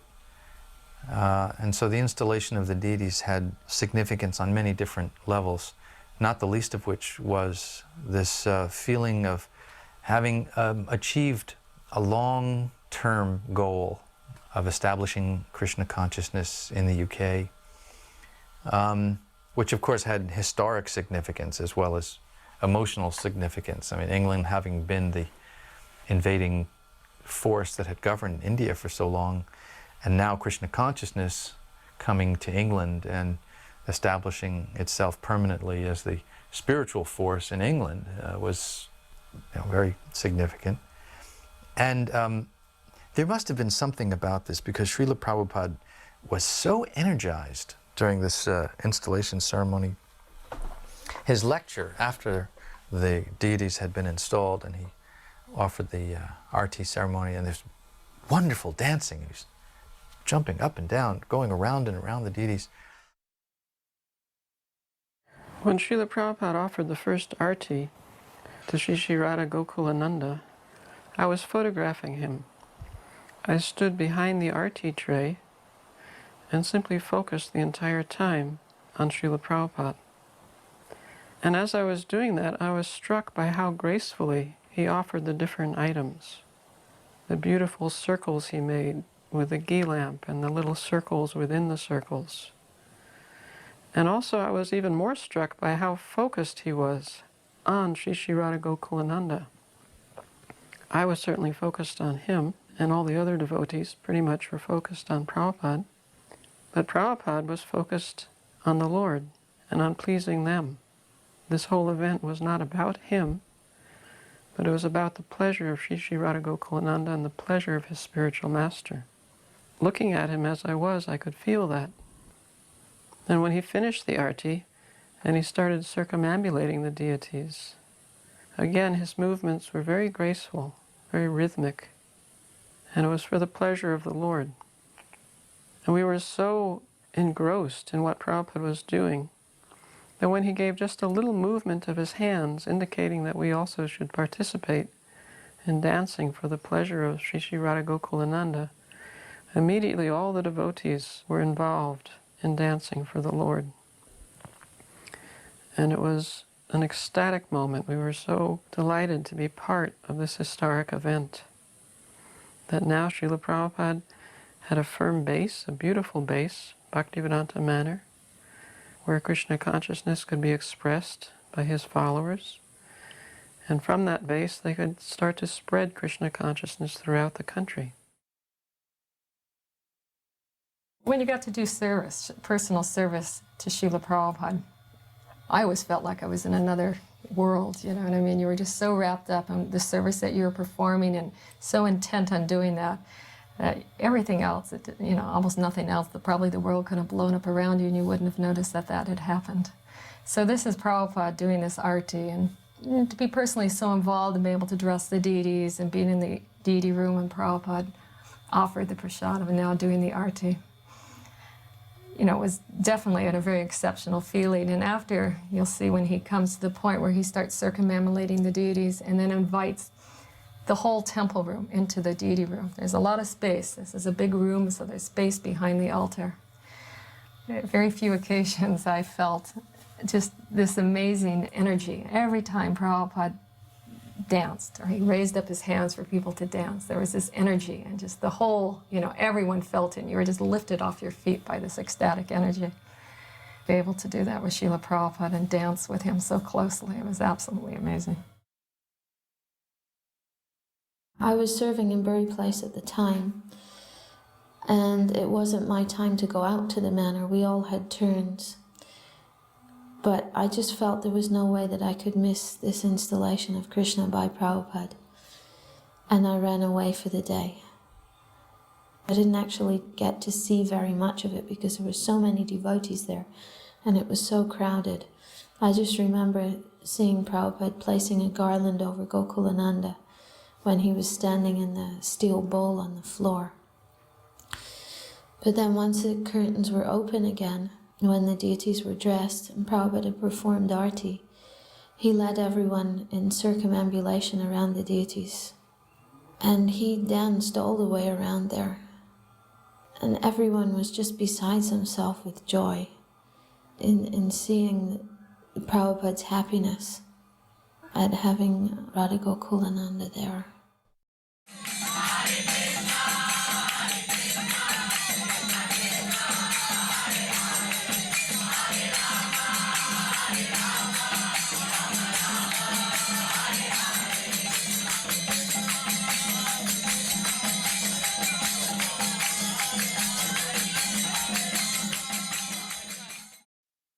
After the deities were installed, Prabhupada instructed me that, you know, Krishna has come, now you have to look after him.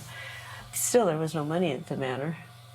So myself and another devotee, Gangamai, became the personal collectors of Sri Sri Radha Gokulananda. And we'd go out every afternoon until 11 o'clock at night and collect for them. You know where we went? We went to the pubs. We just had these cans and we'd just say, you know, because it was so raucous in the pubs, you couldn't really talk, we just collected for charity.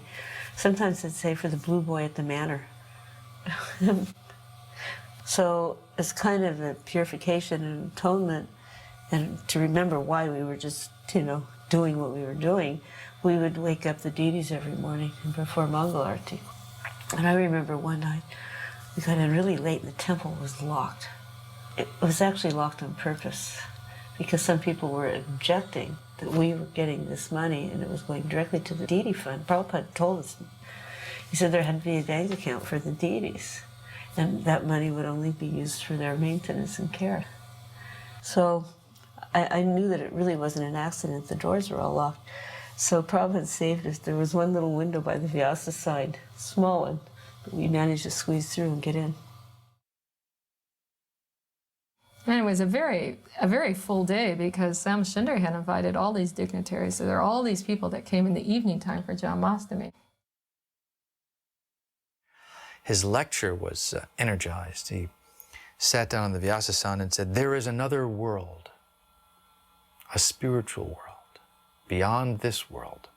And then went on to describe in the most vivid, visceral terms, the universe where Krishna lives, where souls dwell eternally in loving service to God. It was breathtaking. It just whoop, transported us out of the material world in a sentence. There is another world. And we were there. He could do that with a sentence because he was speaking from realization. We were always trying to keep Prabhupada with us as long as possible. We were gluttonous for Prabhupada. Very selfish. So very early on we hit on the idea that if we keep Prabhupada busy talking to famous or influential people, that he'll stay and stay and stay. So we made a long schedule of visits. We scheduled philosophers and clergymen and wherever Prabhupada could get an interesting dialogue with people who we knew would engage Prabhupada's intelligence, where he would really unleash the philosophy of Krishna consciousness. For Arnold Toynbee, we had to go to his home in London for that. I mean, you name it. People from all walks of life would come and engage in a conversation with Prabhupada that would be remarkable. And Prabhupada would talk about it the rest of the day and into the night and bring it up in his lectures the next day, what was discussed at that meeting. And this kept him occupied and kept him very happy there in London. We knew that Srila Prabhupada had some program in London, so he'd driven from the manor, which is about an hour or something. I rushed to the door and Srila Prabhupada's car was just pulling in. I thought, oh my goodness, there's nobody here, just me. I ran out to the street and Srila Prabhupada came from his car and he didn't even wait for the other devotees. He just very merrily started walking towards the temple. So on the footpath itself, I paid my obeisances and I stood up and I said, Jai Srila Prabhupada. And he said, Jai. And when he said Jai, I got the picture of Bhaktisiddhanta in my head. That when I said Prabhupada, he was thinking Prabhupada Bhaktisiddhanta. And I thought, wow. And the humility, I already saw that Srila Prabhupada's humility, especially on his arrival at the manor the very first time, and even from his pictures when I was a Kami, that's the thing that I recognized about him, this supreme humility of a pure devotee. But then when I chanted Jai Prabhupada and he said Jai, then I knew that he wasn't thinking himself as Prabhupada. He was thinking, this is Bhaktisiddhanta. I firmly believe that he took only the title of Prabhupada just to glorify his own spiritual master. This is such a beautiful scene. Srila Prabhupada taking his Vyasa Puja feast in his room. Somehow or other, Vishaka and I were alone with him. She was taking stills and I was filming. In my years of filming Srila Prabhupada, this is one of the most memorable times. He was totally fixed and concentrated on taking prasadam. He seemed to be able to tell the quality of the preparation with his eyes. My mother, father, and grandmother were talking with Prabhupada. It was upstairs in Prabhupada's room, and there were a few other of Prabhupada's disciples there. And I was just playing with some string in the back. I must have been about 7 or 8. My father had been talking with Prabhupada, and then my father called me. The next thing I remember is that one of the disciples said, Prabhupada, should we train him up for initiation? And he said, no, he is our brother's shishya. He is our brother's shishya. Then my father spoke some more things to him. And the next I remember Prabhupada saying, he said that this boy will spread Vaishnavism throughout the world, for which he has my full blessings. He was sitting cross-legged and he actually put his foot flush on my head. I just felt really happy that Prabhupada had put his foot on my head. I didn't think much beyond that. So after Prabhupada left, I wanted to have the initiation into ISKCON, which my father was very much against. So I took initiation, and that initiation didn't bear the proper fruit. So I feel now that I made a move which maybe was not in accordance with Prabhupada's greater vision of my destiny. Always from childhood, I was always very much attracted to Sriman Narayana and Rama. And I felt that Prabhupada knows the bhava in which I have to relate to the Lord. He knows my relationship with the Lord. That's why I always remained totally indebted to Prabhupada. I didn't understand anything what he meant about he is our brother's disciple or anything like that. It was only later, decades later, that thinking back, I realized that by his brother he meant Ramanujacharya, and he knew that I am only to take initiation in that line. There was an incident in Prabhupada's darshan room, and it was packed out with guests and devotees. And at the time I had a young stepson whose name was Premananda, and he would have been about 5 years old at the time. And there we were in Prabhupada's darshan room with Prabhupada addressing his audience, and the door opened and Premananda's head poked round the door, little shaved head, and his mother had dressed him as a sannyasi with a danda. And Prabhupada's eyes opened up wide, and he stopped what he was saying, and his focus totally went onto this little boy standing at the door with his danda, and he went, "Ah, Maharaj, come." The room was packed out, so Premananda literally had to climb over people. You know, it was like an ocean of waves, you know, and he just climbed literally over all these people and sat before Prabhupada's table. And Prabhupada just beamed at Premananda and offered him a sweet from his plate. He said, "Jai Maharaj," he said, "you stay." And of course Premananda sat there, and it was an incredible sight to see. Now the interesting part came the next morning, and Prabhupada was out for his morning walk. And Premananda was downstairs, which is now in the prasadam room downstairs, big room. And he was still dressed in his sannyasi outfit. And he still had his danda. Now this time he was messing around with his friends.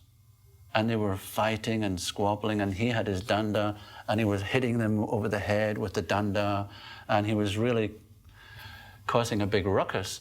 And suddenly, there was Prabhupada at the door. He'd returned from his walk with the disciples. And Prabhupada's face was grave as anything. He immediately looked over and saw what was going on, and he turned to one of the disciples and he said, "Where is the Father?" And I was also in the room. So I came over to Prabhupada, and he very gravely looked at me, and I could feel the gravity of the situation. And he said, "He mustn't dress like this anymore." He said, "Sannyas is very serious business." And that was that. So I felt quite chastised because that was my responsibility, but also I experienced how I had already, as a young brahmachari, I was, you know, thinking ahead about sannyas, you see. As though, well, I've been around for a couple of years now. It's about time I was thinking about taking sannyas. I was already thinking the young brahmachari thoughts, you know. But I think that really nailed that one, because in that moment, I realized for myself how serious, those were Prabhupada's words. Sannyas is very serious business.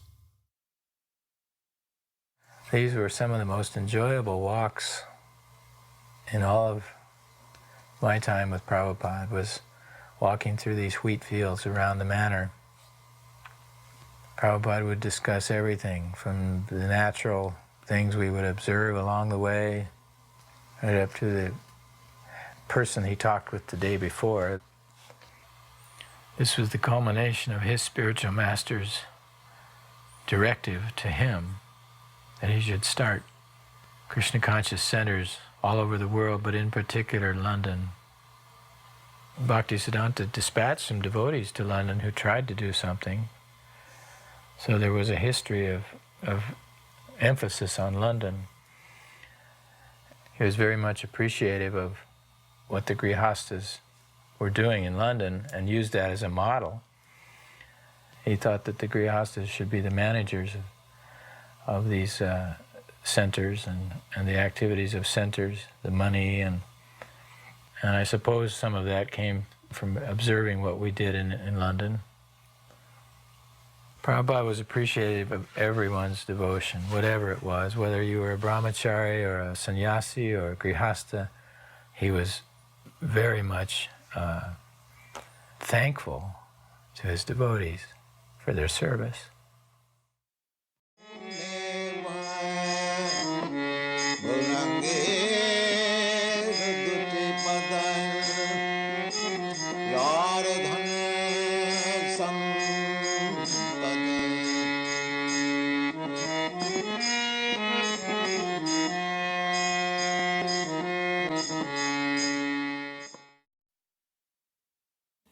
Prabhupada went to Stockholm, to Sweden, for the first and only time, and we took buses and went all the way up to Sweden to meet him again there, September.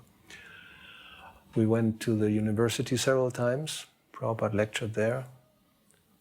There was one incident. And we had started the festival program. So that means we had amplification system, speakers and amplifier and all this, microphones. So we had taken all that up to Sweden. During one class, this same devotee who had made the recording of Krishna meditations. So in the temple room, he had made all this arrangement. He had put down the speaker somewhere, he had the microphone for Prabhupada and the amplifier. And then somehow or other the microphone didn't work. And Prabhupada was, tapping the microphone. He said, doesn't work? Doesn't work? And then, this devotee, Uttal was his name. He was like, twiddling the knobs and trying to get this thing going, So, and you could see, such a small place, such an arrangement, big speakers from a festival system and, microphone and this and that. And Prabhupada started to laugh, he said, and I would have to look it up, the Sanskrit, that such a big arrangement and no result. And he gave the example of, in the early morning, you may have big clouds in the sky, and there may be thunder, but then there's no rain. Or there's a fight between husband and wife, they're screaming and everything. And at the end, nothing, it's peaceful. Or he said goats, and he made the noise of two he-goats, and when they fight for a female, and they're, banging each other, their heads, so much noise, and at the end, nothing, So Prabhupada gave that example, for us making such a big arrangement for amplification, and at the end, no sound. Typical Western idea, Very good. George Harrison is your member. Oh, yeah. Do you have lots of members? Yes, certainly. Don't you see? How many? Thousands. About 5,000 all over the world. 5,000 all over. Those are initiated. Otherwise, there are many thousands our admirers. In all countries? All over the world. Okay.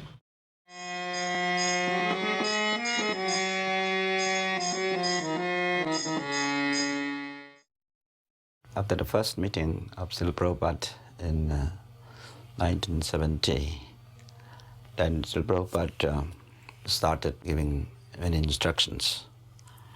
And since I was still a PhD student at the University of California at Irvine, whenever Prabhupada came to New Dwarka, Los Angeles, I used to come and have darshan of Srila Prabhupada regularly.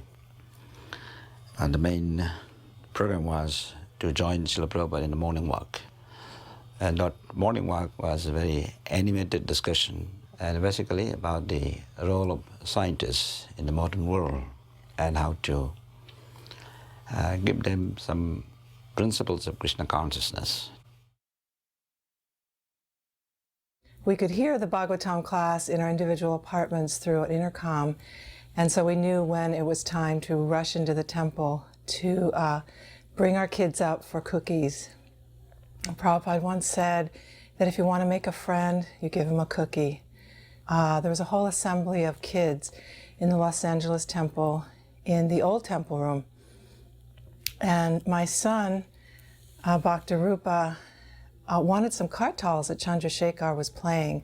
And he was a whole lot bigger than my son. So he tried to grab for the kartals, and when he couldn't get them away, he started to cry. Prabhupada leaned over with his kartals and handed me the kartals. And then he kind of nodded for me to give them to Bhaktarupa, which I did. And Bhaktarupa stopped crying, and he just stared at Prabhupada, and he kind of froze. Prabhupada smiled, and he began to play them, and everybody was happy. It was the greatest satisfaction as a mother to have your child, your son, be blessed by the spiritual master. It was unparalleled. Most of the kids are really small, so my son began to pick up the kids, the little ones, because you can see they're having a hard time. Some of them can't quite get the cookie and whatnot. This is the morning where Prabhupada did not give Raghunath a cookie. Usually after Raghunath would hold the little child out to get the cookie, then Prabhupada would give him one. I understood that, this is the spiritual master and just whatever he does is perfect, but I was really upset. How come my son didn't get a cookie? Everybody else did. Raghunath, he just kind of like accepted, oh, I didn't get one? Okay, I didn't get a cookie. Yeah, see Raghunath bringing another little kid out. So the next morning, when Srila Prabhupada would come down from his quarters on the side stairs, and Karandar would drive the Rolls Royce up to take Srila Prabhupada on his morning walk. And Raghunath and I were out there. Oh, look, Raghunath took a cookie. He didn't get one. So the big sannyasis were there, and they were going to go on the morning walk to Venice Beach with Prabhupada. And he motioned to Raghu to come, and had Raghunath come inside the car and sit next to him. And for the next 2 or 3 mornings, he took Raghu on the morning walk with him. And so I thought, Raghu didn't get a cookie, but Raghu got to go on the morning walk. So the pure devotee always does wonderful things. I mean, there was a little bit of a push and a shove, to get near his company, but I was determined to stand in that spot. I didn't want to fall asleep during his classes. That's one of the reasons I stood. And I used to meditate on how in his hands playing the kartals, and I would sing right into his right ear. And on one occasion, I was chanting, and I was thinking to myself that really I don't know the significance of what I'm chanting, but I know that it gives a lot of pleasure to Prabhupada. So let me, with that spirit, chant selflessly, just for his pleasure, no other motive. And traditionally, after the class, there would be a short kirtan. And so there would generally be some vying for the microphone and who was going to lead. And I remember on one such occasion, Sudama prevailed, Sudama Maharaj, to lead the kirtan. But just as he began to lead, Prabhupada stopped him and turned to me, let this boy lead.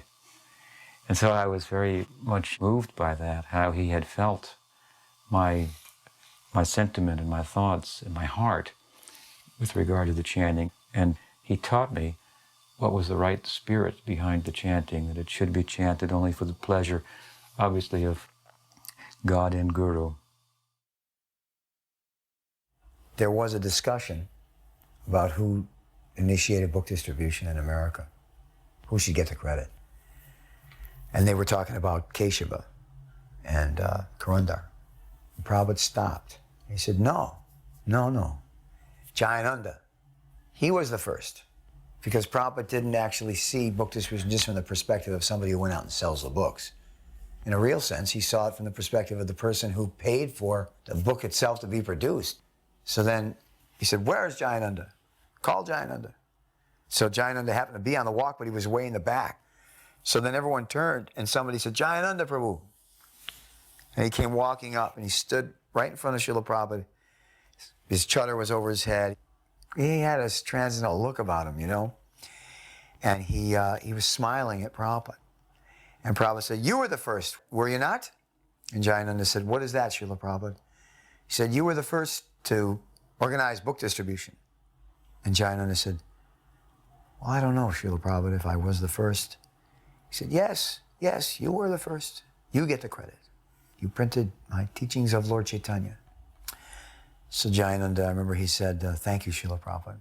He just said thank you. And I was new devotee. I was just watching everybody interact with Srila Prabhupada. And I remember that particular experience. You know, how affectionate Prabhupada was to him and how much he wanted to give him credit. Srila Prabhupada had a fire sacrifice. One of his sannyasis had become involved with a woman. And so Prabhupada announced that he was going to marry them. And everybody was very surprised because we didn't know that that could happen. Prabhupada gave a talk about Krishna consciousness and he initiated the woman and then he married them. And he made it clear that he was caring for us and he was keeping us engaged in Krishna service. He didn't want us to go away. He didn't want us to give up. If we couldn't serve in this capacity, then he wanted us to serve in whatever capacity we could. It was so kind and fatherly of Srila Prabhupada, the way he treated the whole situation. Later, I heard a tape of a conversation Srila Prabhupada had with another sannyasi who had left and married a woman. And then after some time, he came back and Prabhupada accepted this lady and initiated her. She did some wonderful service. I remember the conversation. The sannyasi was saying to Prabhupada, Lord Chaitanya rejected one of his followers for just looking at a woman lustfully. And yet I have given up sannyas and I have gotten married. So does that mean that you reject me? And Srila Prabhupada said, Lord Chaitanya is the Supreme Personality of Godhead, so he can reject like that. But I am only his humble servant, and you are all helping me, so I can never reject you. It was so kind. Srila Prabhupada's total detachment and total kindness. There was never anything egotistical or material about Srila Prabhupada. Spread this Krishna consciousness movement. Parama Ananda Kanda. People will be happy. Our mission is to see Sarve Sukhina Bhavantu. We don't want to see that we exploit somebody else and I become happy. No. We want to see everyone happy, but they do not know how to become happy. Therefore, we are trying to spread this Krishna consciousness movement that everyone will be happy. Jai.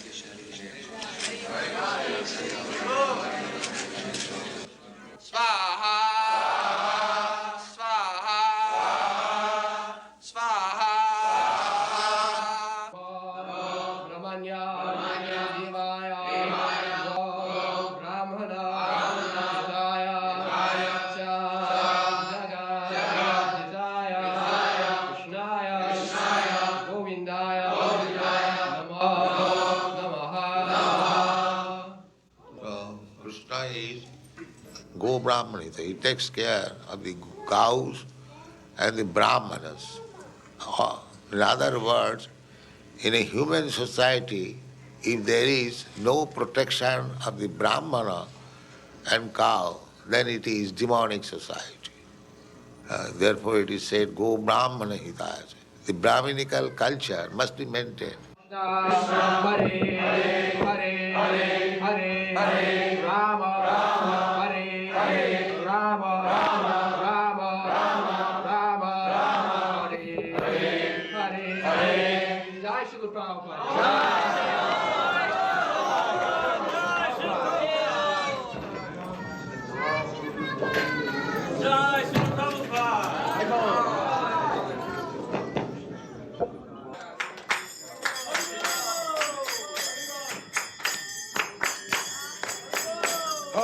Krishna, Hare Krishna, Krishna.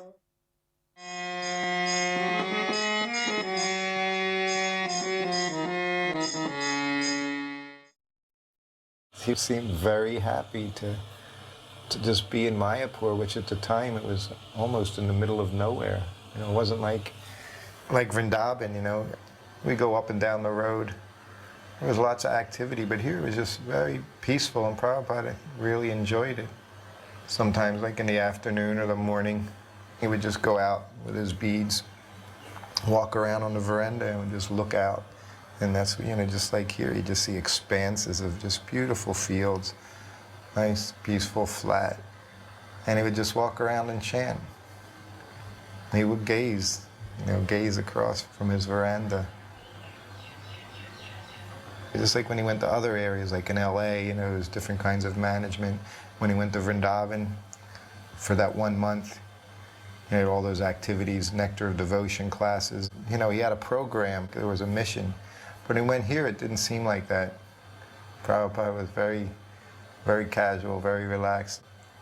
He certainly manifested different times, you know, his deep emotion for Lord Chaitanya and Lord Nityananda. If you follow that one tour when he went from Los Angeles and he went to Mexico City, then he went to Caracas, and then Miami and Atlanta, they all had Gaur-Nitai deities on the altar. And each lecture is a arrival lecture. He started talking about the mercy of Lord Chaitanya and Nityananda, the two lords, how merciful they were. And it climaxed in Atlanta where he barely got out 2 sentences and he just went into ecstasy. So he definitely had this incredible mood and love for Lord Chaitanya and Lord Nityananda and everything that they had done, you know, that he had seen them accomplish through his efforts. I was also here in Mayapur for the opening of the Mayapur Chandradoya Mandir, the Lotus building, when Radha Madhava were invited to their new building. Well, it must have been about 1,000 devotees. It was really packed with devotees. So Srila Prabhupada arrived in the evening, and then on the next morning, we had Mongol Artik. And it was like the first big Mongol Artik with Srila Prabhupada in the Lotus building for that festival. So that Mongol Artik was absolutely tumultuous. From where I was, I looked around and nobody's feet were touching the ground. It was almost like everyone was on the ceilings. Everyone was dancing, and they were like jumping, really jumping. So much so that most of the time in the kirtan, you only saw them in the air. And the sound was absolutely tumultuous. It was so ecstatic. Very special kirtan, and it was led by His Holiness Tamal Krishna Maharaj. So after the kirtan, Tamal Krishna Maharaj went up to Prabhupada's room and spoke with him.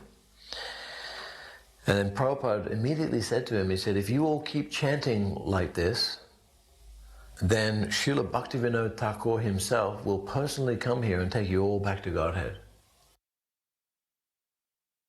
Krishnadas Babaji Maharaj was there, and he was a very close friend of Prabhupada's, a god brother, and very pure and effulgent. Prabhupada had told us that he was a pure devotee. Then they were discussing in Bengali. It was just Krishnadas Babaji, Prabhupada, and myself inside the room. But at that time, Subal Sadhu, a funny, eccentric fellow, old man, came in. But at one point, he started really chanting, Hare Krishna, Hare Krishna, and he started rolling on the floor in Prabhupada's room. And I thought I must do something about it. So at that time, what little Bengali I could speak, I told Subal, Prabhupada is very tired now. So you please come another time. And I stopped him from rolling very gently, and I lifted him up, and I kind of showed him out the door. And I shut the door. And I went back, and Krishnadas Babaji Maharaj, he was always prone to laugh. He would laugh at everything, especially what the Western devotees would do and say. He found very humorous. But this time he was heaving, he was going hysterical. And as he laughed more, Prabhupada began to laugh, and they were both laughing and laughing and laughing. And then Prabhupada, in the midst of his laughter, he looked at Krishnadas Babaji and he said in Bengali, "Ku balo Bangla bolche," that he speaks real good Bengali. And they laughed and laughed and laughed. Here was Srila Prabhupada's position. He had practically conquered the world with Krishna consciousness. He'd been all around, and he came back here to Mayapur, and now he was establishing something really big. It was the opening of the Lotus building. You know, and in those days, this was a big building. You know, it was bigger than practically anything else around in Mayapur. And there was no one more successful. It was clear now that he was more successful than any of his godbrothers. It was clear that he was Krishna's representative, that he was the special Sankirtan general for the whole world. That day, Srila Prabhupada gave the class, and I clearly remember the first thing that he said in his lecture, before he said anything, he said, "Actually, I'm unfit to be your leader." And everyone was like very quiet. And he was quite choked up as well. And he said, "You are all spreading Krishna consciousness in the Western countries because of your previous connection with the Sankirtan movement. And Lord Chaitanya has put you there. He says, and you are actually doing everything. And I'm not fit to be your leader." When he said that, I thought, now hang on. This is a level of humility that I cannot understand. Because he really meant it. It was obvious that he was doing some really big things. But he was absolutely taking no credit for it. And he really meant it.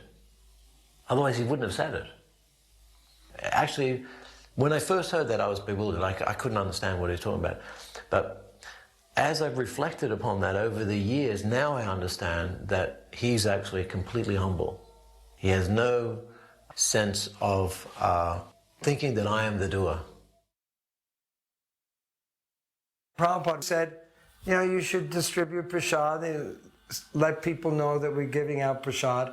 And the first time, this was 72, Prabhupada used to cook it, and we put it in buckets, and people came with their little bowls, and, you know, we had leaf plates. And Prabhupada watched through his window, because it was right below his window. I said, yes, this is very good, prasadam distribution. So this was the first food for life, so to speak. Now, of course, I was asking someone about the prasadam distribution. They said, well, not so many people come anymore. He said because the whole area has become so prosperous due to ISKCON. Prabhupada invited all of his godbrothers from the surrounding maths to come and have sort of a group get together.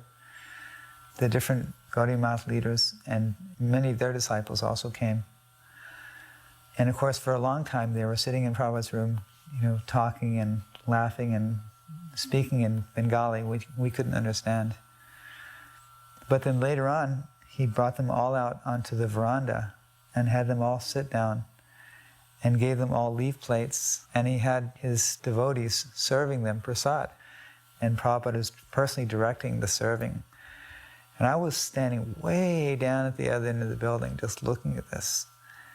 And I was just thinking, wow, that looks so nice, that prasadam. I was thinking, you know, in India we never have the Sunday feast. In Dallas we have Sunday feasts every week, so even if you're austere all week, you had the Sunday feast to look forward to. And just at that moment, Prabhupada turned around and he motioned to me, come here. And I thought, oh, you know, probably wants me to help serve. And so I walked over, I said, yes, Prabhupada, you know, how can I serve you? And he said, sit down. And I, you know, shook my head. I thought, I didn't hear this right, but he said it again, sit down. And I sat down, and Prabhupada said, give him a plate, serve him some sabji, give him puri, give him sweet rice. Just like that, he was directing all the serving, and he was going up and down, and as he was serving his godbrothers and their disciples, he was serving me also. I couldn't believe it. I was in ecstasy. eating, prasad served by my own guru. And it was really, really good. But at the same time, I was so embarrassed taking service from my guru. And at one point, Prabhupada said, would you like more puri? And I was too embarrassed to say yes. I said, no, that's okay. But Prabhupada knew my heart, so he said, give him more puri. So, like that. That was one of the most incredible experiences of my entire life. It says volumes about the relationship of the guru and the disciple. How the guru is, he's so exalted, but he's willing to serve his disciples at any moment. On Gaur Purnima morning, we went to the Ganges. And in those days, in '74, the Ganges was a long way away from the temple. It was a good 15-minute walk to the Ganges. So we were down there shaving our heads, and then we were going to take bath. And I remember that the devotee who was shaving my head was with this dull blade, and my head was getting cut, and so many things. And then Srila Prabhupada transcendentally came down with the sannyasis to the banks of the Ganga. He squatted down, took 3 drops of water on his head, and said, that's the same as taking a bath. And then he walked back to the temple. So after struggling for, almost a year with the whole process of learning, I actually got to the point where I thought, okay, now I can do something. So I made a diorama of Narasimhadev, Hiranyakashipu being ripped apart. I wanted to impress Srila Prabhupada, with just the pyrotechnics of it. So it was all very realistic. So this was the first exhibit, maybe 15 or so exhibits. I'm trying to hide my pride. I toured Prabhupada around the exhibit, so we came to the first one. He studied it for some time. And then he asked whose it was.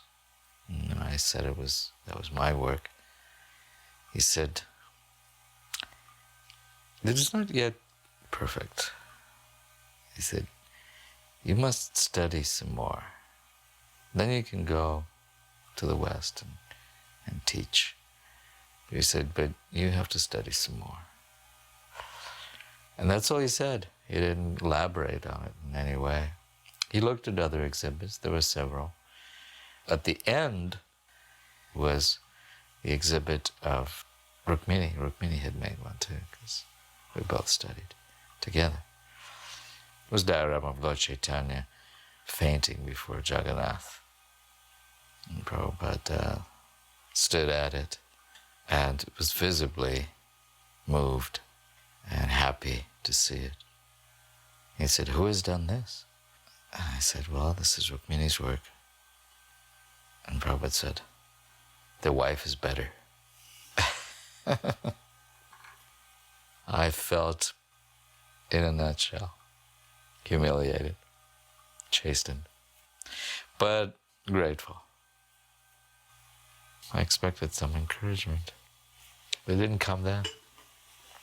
It came later, though, when we completed the work in Vrindavan for the installation. So we wanted to do the boat program, go village to village preaching by boat. Actually, we're discussing the name of the boat, and finally, Srila Prabhupada accepted that name should be Nitai Padakamalam. And he installed the Gaur Nitai deities there. The Abhishek was performed by Jagadish Prabhu. And I remember the day before they were leaving in Prabhupada's room. Bhavananda was going to go out and Sudama was going to be the cook. And Srila Prabhupada said, by doing this program, he said, you will get so much mercy from Lord Chaitanya Mahaprabhu. So much mercy. He said, in this program, it should not stop. Then he actually went on the boat. He didn't sail it, but he went on the boat at the Ghat. He was walking on the boat, and they sung Nitai Padakamalam with Prabhupada. Prabhupada, of course, was lecturing a lot during that week. Prabhupada was reading from the Chaitanya Charitamrita. And, of course, I was sitting there, as always, listening, trying to imbibe everything and hearing all that Prabhupada was saying. By this point, a lot of devotees were not attending because they were sick. They were out on their backs. But I was fortunate enough to be well. But something happened to me that evening of Gaur Purnima. I had this strange feeling of hankering to read Prabhupada's books in a way that I never had before. I even felt like going right back to the States and reading Prabhupada's books, just absorbing myself, just doing nothing but reading Prabhupada's books, even though the Vrindavan part of the festival had not yet occurred yet. And of course, who would want to miss that? But I suddenly realized my relationship with Prabhupada was through his books. And I felt that I was going to have a special relationship with the books, although I had no idea that I would end up being part of the Bhaktivedanta Institute and then going on to Harvard and conducting studies. But it all began there that evening in Mayapur. In Mayapur, Srila Prabhupada was always really concerned that the women had nice prasadam. He talked to me a couple of times about making sure there was milk every night and that I could go heat it. He made an arrangement so that there would be a fire set aside so that we could heat milk for the ladies who were nursing or pregnant. He wanted to make sure that we didn't get sick and that we had good prasadam, especially milk. But it was real nice. We were staying right there, all the women in Pishima. Pishima would never go into Srila Prabhupada's quarters without another lady. So she would just grab you. Well, before she'd grab you, she'd wash you off with Jamuna water. Then she'd grab you. And she'd ask you to come in with her. And so some ladies who didn't often get to be with Srila Prabhupada got to go in his room because they would go with her. Pishima couldn't really understand what was being said because he was always speaking in English, but she would just like to sit and listen and see Srila Prabhupada. I was running up to the brahmachari room one evening. It was getting dark, and I noticed there was a lot of people at Prabhupada's end. Bhavananda and Rasaprayan and Jayapataka, Pradyumna, they were all congregated past his room near the end. So I heard very quickly that there had been a snake sighted in Prabhupada's bathroom. So they were looking for the snake, and they were looking, it might be two snakes. So while all this furor was going on, Prabhupada was leaning very relaxedly, nonchalantly. They were all with flashlights looking here and there in the different pipes outside of Prabhupada's or outside the bathroom. Prabhupada was leaning very nonchalantly. He said, "So many men for one snake?" This deep, grave voice with a humorous inflection to it. Only Prabhupada could get away with saying something that would sound very grave, very humorous, and super intelligent, and totally time and place. You'd have everything all built in. It's one statement. He just said, "So many men for one snake?" So, and Pradyumna was very worried about where he would sleep, on a shelf. He was still worried the snake hadn't been found. So in the morning, I'd forgotten about the snake incident, and I was waiting outside Prabhupada's room, and the door opens up, and a couple of people with Prabhupada. He has his cane, and the first thing he says is, "Anyone was bit by this snake?" Also with that kind of humor and biting kind of wit. Then he walked to the steps, and he stopped again, and he said, "Pradyumna has fled?" Because he knew Pradyumna was particularly worried about the snake. And the whole idea was funny. Pradyumna has fled. And in the class, it was one of Kunti's prayers. Maybe it was Manye Tvam Kalam, that Krishna's time. Prabhupada gave the example. He said, "So we think we're very safe in our four-story marble building, but the snake is there, and the snake is death." It's an example of how Prabhupada would utilize everything for his preaching. The snake is death. We think we're very safe. He was in his room, and all the leading devotees were there. It was really silent. It got pretty heavy then. The Prabhupada was just looking around at everyone, and he wasn't saying anything. And he said, "So, there are no questions?" And nobody answered. It got even more heavy. The Prabhupada said, "Why there are no questions?" It got even more intense. "It is a disciple's duty to question the spiritual master. Why there are no questions?" Then somebody said, "Srila Prabhupada, in Srimad Bhagavatam, such a person said this, is this right?" He said, "Fool! It says in the Bhagavatam, and you ask me if it's right. What kind of question is this? Then it got even more intense. And then Hridayananda Maharaj asked the pertinent question, and I broke the ice. He was walking down an aisleway back to the Vyasa-san to give Bhagavatam class.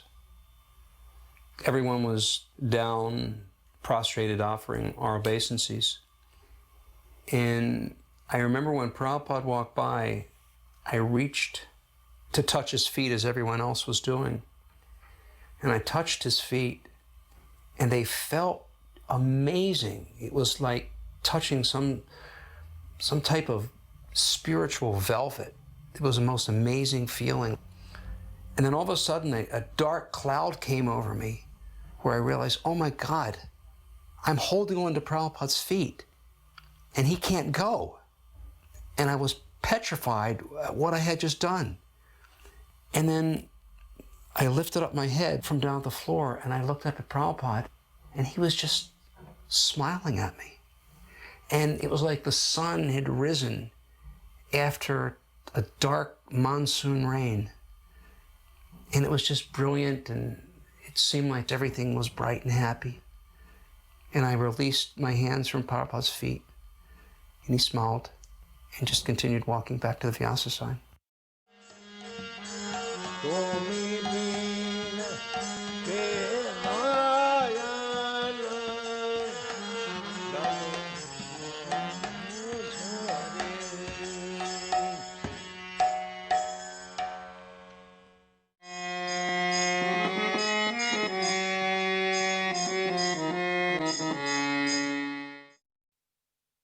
Prabhupada would walk on the Chatikara road, all agricultural land.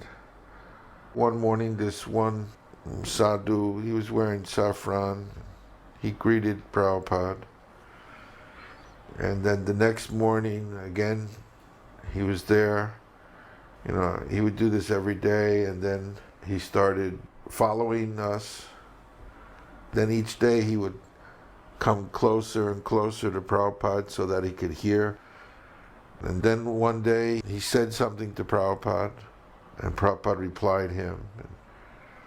And then each day he would come and they would talk more and more. Then at the end of the walk, when Prabhupada would go in the temple, he would go on his way. But then one morning, then he came in, did the morning program. And then one morning, Prabhupada would go into his house before coming to the temple. And then he came in, Prabhupada invited him. And then Prabhupada told me, all right, he's joining, you know, prepare him, give him a room, whatever facilities. And he was Gaur Govinda. That's how he joined, Gaur Govinda Swami. And Prabhupada initiated him, gave him sannyas, everything.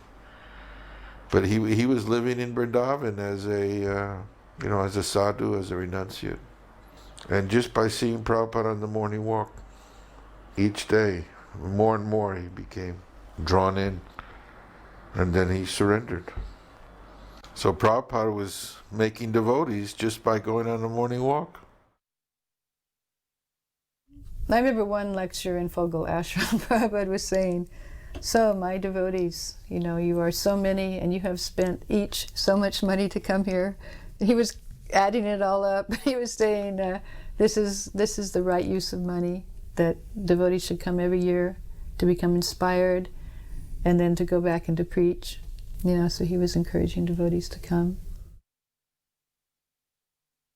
One morning we took a walk with Srila Prabhupada. At one stage, a bullock cart passed by with a few passengers in it. Srila Prabhupada commented how nice the simple life was, how people don't really need motor cars and luxuries, but they can just live very simply. We would walk past fields, and Prabhupada said that all you really need to live is grains, rice, and dal. He said you don't even really need to have vegetables to live. You can just live from grains and save time for Krishna consciousness. I was having trouble with Rahu planet, for 18 years, and I think 9 or 10 more years to go. And I went to an astrologer in Vrindavan, and he told me to wear a yantra. So when I came to the gate to Krishna Balaram temple, who would greet me there but Brahmananda Maharaj? And he said, "What are you wearing, Vishal?" I said, "I'm wearing a yantra. I just came from an astrologer." And he said, "This will counteract the influence of bad stars." And Brahmananda's reply was, "Prabhupada says you don't have to add anything to this process." So I said, "Well, I want to speak with Srila Prabhupada." So he set up a time. And Srila Prabhupada asked me about the astrology. He said, "How much did he charge you, who he was?" And I mentioned, and I said, "Srila Prabhupada, I was wearing it because I thought it would help me become more Krishna conscious." And Prabhupada quoted the verse, Sarva Dharman Paritraja. He said the whole shloka, 1866. And Prabhupada said, if you just surrender to Krishna, Krishna with a slight kick can annihilate 100,000 Rahu planets. And then I still wasn't exactly sold on it. Srila Prabhupada, your spiritual master, he was a great astrologer. And Srila Prabhupada cut me off real quick. And then he said, but he did it for a short time. And after that, I cut the yantra off my neck and tossed it somewhere in Vrindavan. I don't care where it is.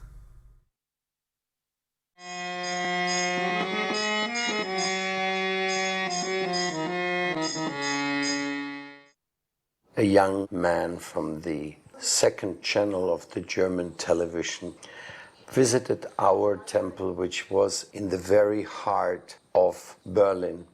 He came in and told us that he wanted to make a documentary about the Krishna conscious movement.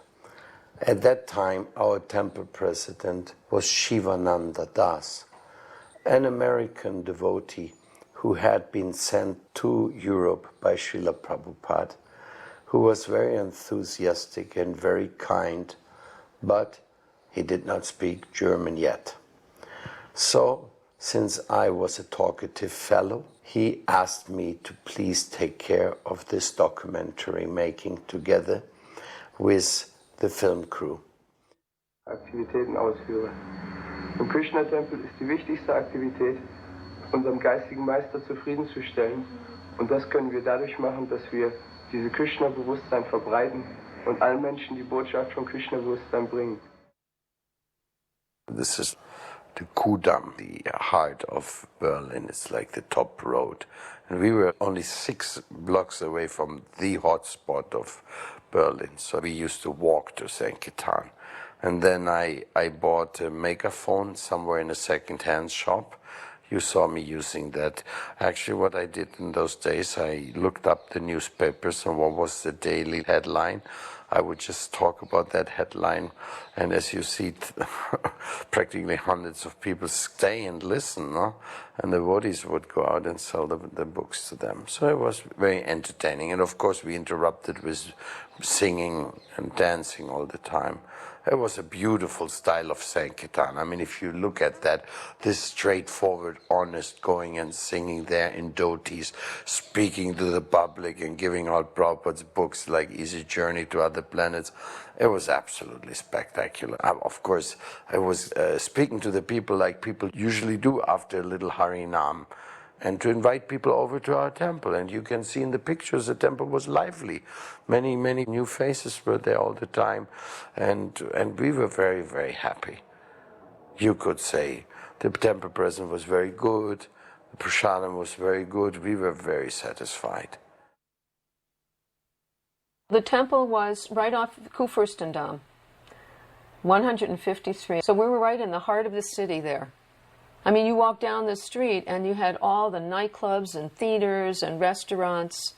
So we were right smack dab in the middle of Kali Yuga. Our little temple, the storefront, was right next to a restaurant. And during Mangal Arati, we could hear them, clinking glasses, drinking, and smell what they're eating. And it was quite abominable. And across the way, there was like a nightclub or something, and they had speakers outside on the roof. And when we went to sleep at 9 o'clock at night, they would turn the speakers on, full blast. And then, you know, when we get up in the morning, well, they were just kind of ending their hoopla. So it was quite interesting. A lot of bikers were there. It was a pretty crazy scene to be right in the middle of that. But yet it afforded us to do a lot of preaching and book distribution. And we knew that this was very pleasing to Prabhupada. It was so blissful. It was so blissful. One time we were taking a walk and Prabhupada said, the Germans are the most intelligent amongst the Europeans, and they're also the most materially attached. Prabhupada was very much desirous of having his books presented to the German people because they were intelligent people, and he felt that if we presented his books properly and very nicely, that the German people would be affected by that. When we got there, of course, there wasn't anything in German. As a matter of fact, Srila Prabhupada at the beginning told us to go and get jobs. This was around 69 or 70. So I got a job, and Krishna Das got a job. Of course, Krishna Das was going there also to learn the goldsmithing trade. I got a job working for the Botanical Garden in Hamburg. The early book publication started when Jai Govinda got there. Jai Govinda was in India with Achyutananda, and then Prabhupada had instructed him to come to Germany to do that. And so he came, and they got a press, and then we started a magazine, Back to Godhead magazine. We called it Zurück zur Gottheit. And from there, the Bhagavad Gita in German came out, and Hantaduta had it printed on Bible paper, and Prabhupada was very pleased with that edition. Here's our altar. We didn't have deities then, at least not here. They had small Radha Krishna deities in another part of Germany. Oh, this is the washing. We used to wash everything by hand. We were told this is how Prabhupada washed his clothes, by foot. And that's me making vases.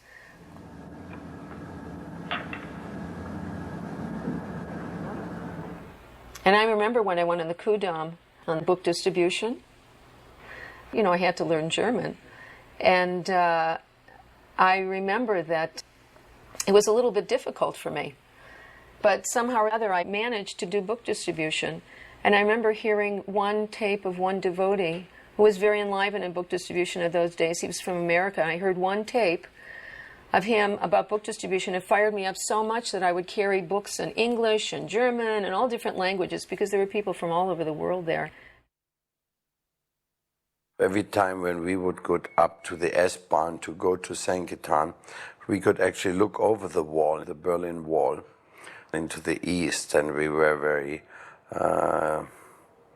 having mixed feeling because that time Berlin was like an island within the east, and so you have compassion. You feel, oh, these people on the other side cannot get Krishna consciousness. So we were always thinking from the very beginning how to move onwards and also reach out to East Germany. You know, Prabhupada's spirit was with us. I had a little accident and I couldn't go out the normal Sankirtan. So in that time, I used to go every day to East Berlin through Checkpoint Charlie, and the West Germans had a 24-hour visa only into the East. They could not stay longer than that. Sometimes we took 1 or 2 books in our pocket. It was extremely prohibited, but you were not always completely researched. So just 1 or 2 books that was able. So that's how the first books got there. So I would go in the morning and come back at night. I would go to Bahnhof Friedrichstraße in the east, change myself into a dhoti in the bathroom, and walk out of the bathroom now as a robed monk. And I would just run around in the streets. What is the hotspots of East Berlin? And people would approach me and I would start talking to them. Then we used to have a Sunday feast in East Berlin, every Sunday in a different park. And only the more closer, really trusted people, they would know where the next feast is. So it started working up. We ended up with Sunday feast with 50 people. So it was a totally undercover thing. And as a matter of fact, one day, one man who had a little farmhouse, he had invited us to do a gathering in his farmhouse. So when we went there, that moment one spy from the Eastern government actually ended up in our program, and from then on we were persecuted. But still the devotees managed somehow. The movement never stopped ever since we started there, and later one devotee was initiated by Prabhupada. I used to go every day, but then my health got better again, and Shivananda also wanted to go. I went over to East Berlin with my japa beads, and I just chanted Hare Krishna and walked around. And not very many people approached me, but then they had in Berlin a Jugendfest, which means a youth festival. And young people from all over the communist bloc countries came to East Berlin, and this was in 1974. So what everybody was doing was they had these kerchiefs around their neck, and they would meet somebody from Poland, and they'd say, "Oh, sign my kerchief." So then when they saw us in the dhotis, they thought, "Oh my goodness gracious, I better get this guy to sign my kerchief here." So they would walk up to us and say, "Please sign my kerchief." And so we'd sign Hare Krishna. And then gradually, we get a whole group of people all around us, and we just speak about Krishna consciousness. Preetu came to take part in that also. And then at the end of the youth festival, we were walking down in Alexanderplatz, the main section in East Berlin. And then a young man approached us and said, "Oh, Hare Krishna." And this was to eventually become Eka. So Eka was living in East Berlin and carrying on activities. And then so he eventually became initiated by Srila Prabhupada. We tried to get Eka out of East Germany. It was very difficult to preach there. And he was having a difficult time. The phones were tapped, people were following him. So we had one young American boy, army boy, that was coming to the temple in Berlin. And we asked him, "Do you have more than one uniform?" And he said, yes. The American army boys were allowed to go through at the checkpoint Charlie. They didn't look at ID, they just let them go through. So we rigged up this whole thing that he would wear one uniform on top of another. He would go to a certain place, it was a club, and they met in the bathroom, made sure no one was there, they had a password, and the American Army boy gave Eka an American Army uniform to put on. Now, Eka doesn't speak any English. The only thing he spoke was tankin up, because whenever we would, cook prasadam there, he said he would eat for a week, because there were hardly any vegetables there in East Berlin. So he always say tankin up. And that was all he spoke in English. So they leave this club, and they go through checkpoint Charlie, and the American Army boy goes through, but they saw Eka and they said, "You haven't been through here before." And they put the gates down. Eka had taken off his glasses, so he couldn't even see. And of course they said, "Who are you?" And Eka couldn't speak English. So they knew something was up. So they threw him in jail. But he said that when he was in jail, anytime they would ask him a question, he would answer Hare Krishna. "How did you know them?" "Hare Krishna." "What's your name?" "Hare Krishna." "Where do you live?" "Hare Krishna." They tried anything and everything to make him part from our philosophy, which they didn't manage. I think he was chanting 64 rounds there in this confinement, and finally they got so disgusted with him that one night they took him for a ride, and he thought they were going to kill him, and they took him out into a forest, and they said, "Walk this direction and never come back." And when he kept walking, all of a sudden he was in West Germany. So he was the first Krishna devotee was actually thrown out from East Germany because they couldn't convert him back to a normal communist. And of course, that time also the preaching started in the East. We met the first person from Czechoslovakia, Turia, and that's when the Polish Yatra also got the first messages from the East Germans. They took something there. And also first preaching in Hungary. We smuggled in a van full of books and did a lot of preaching there. Habe ich gefragt, wie viel Gelder ihr so einnehmt. Und dann sagt er so 500 bis 1000 Mark. Ich sagte, wo gehen denn die Gelder alle hin? Und daraufhin sagte er, ja, ich weiß es ganz genau, ich habe sie ja selbst abgeschickt. In 400 bis 500 Dollar kleinen Beträgen geht alles nach Amerika, wo riesige Grundstücke gekauft werden. This devotee, we couldn't remember his name, but his father was in the police department, and he was in cahoots with, I believe, a Catholic priest. Now, this devotee's parents did not like the fact that he was a devotee, and they would try everything to get him out of Krishna consciousness. And it was due to his father that this whole thing happened in 74 when they came and raided the temples. They would put articles in the newspaper against the devotees, and of course people would read those, and then we got a lot of flack on Sankirtan. And even though we got a lot of flack on Sankirtan, we still were able to distribute books. Some people were just curious. It made them curious about, you know, what Krishna consciousness was really about. They had to find out. So despite the fact that all kinds of ill things were being said about Krishna consciousness and the devotees, and a lot of non-truths, still it brought people to the point of, you know, buying Prabhupada's books. The setup from the temple, there was one door, and on each side were two huge picture windows. The curtains were open practically all of the time. And it was like living in a fishbowl. People were always looking in, especially during Arti. Didn't matter if it was the daytime or the nighttime, people would come and take a look and just couldn't believe what they were seeing. And you can tell by this woman's face. What is this? I had an encounter actually with the mafia one time. There were a couple of men from Italy. I could tell they were from Italy. They were, you know, having a good time. They had money. So I went out and I asked them for a donation, you know, take a book, please. And they said, well, we're going gambling, but whoever wins will come and give you the money, and then we'll get a book. I said, okay. But they came back, and they gave me money, and then they said, we want you to meet our boss. And I turned around, and there was this long limousine, and they said, get in. And I was scared to death. I didn't know if, you know, they were going to close the doors. I mean, that was going to be the end. Anyway, I got in the very back, and there was a gentleman that looked just like the books you read about and the movies you saw as a kid. The Godfather, he looked exactly like that. He was an elderly gentleman. I was scared, but he couldn't speak English. So here's the young man who had been at the window. He brought me in. We were sitting in the limousine, and I'm trying to convince this man to take a Bhagavad Gita, a German Bhagavad Gita, an Italian-speaking man, and I'm speaking English. So I said some things. Somehow or the other, he took the Bhagavad Gita and gave a very nice donation. And I was actually able to get out of the limousine, and off they drove. And I never saw them again. It was a very interesting experience, a test of faith, to say the least.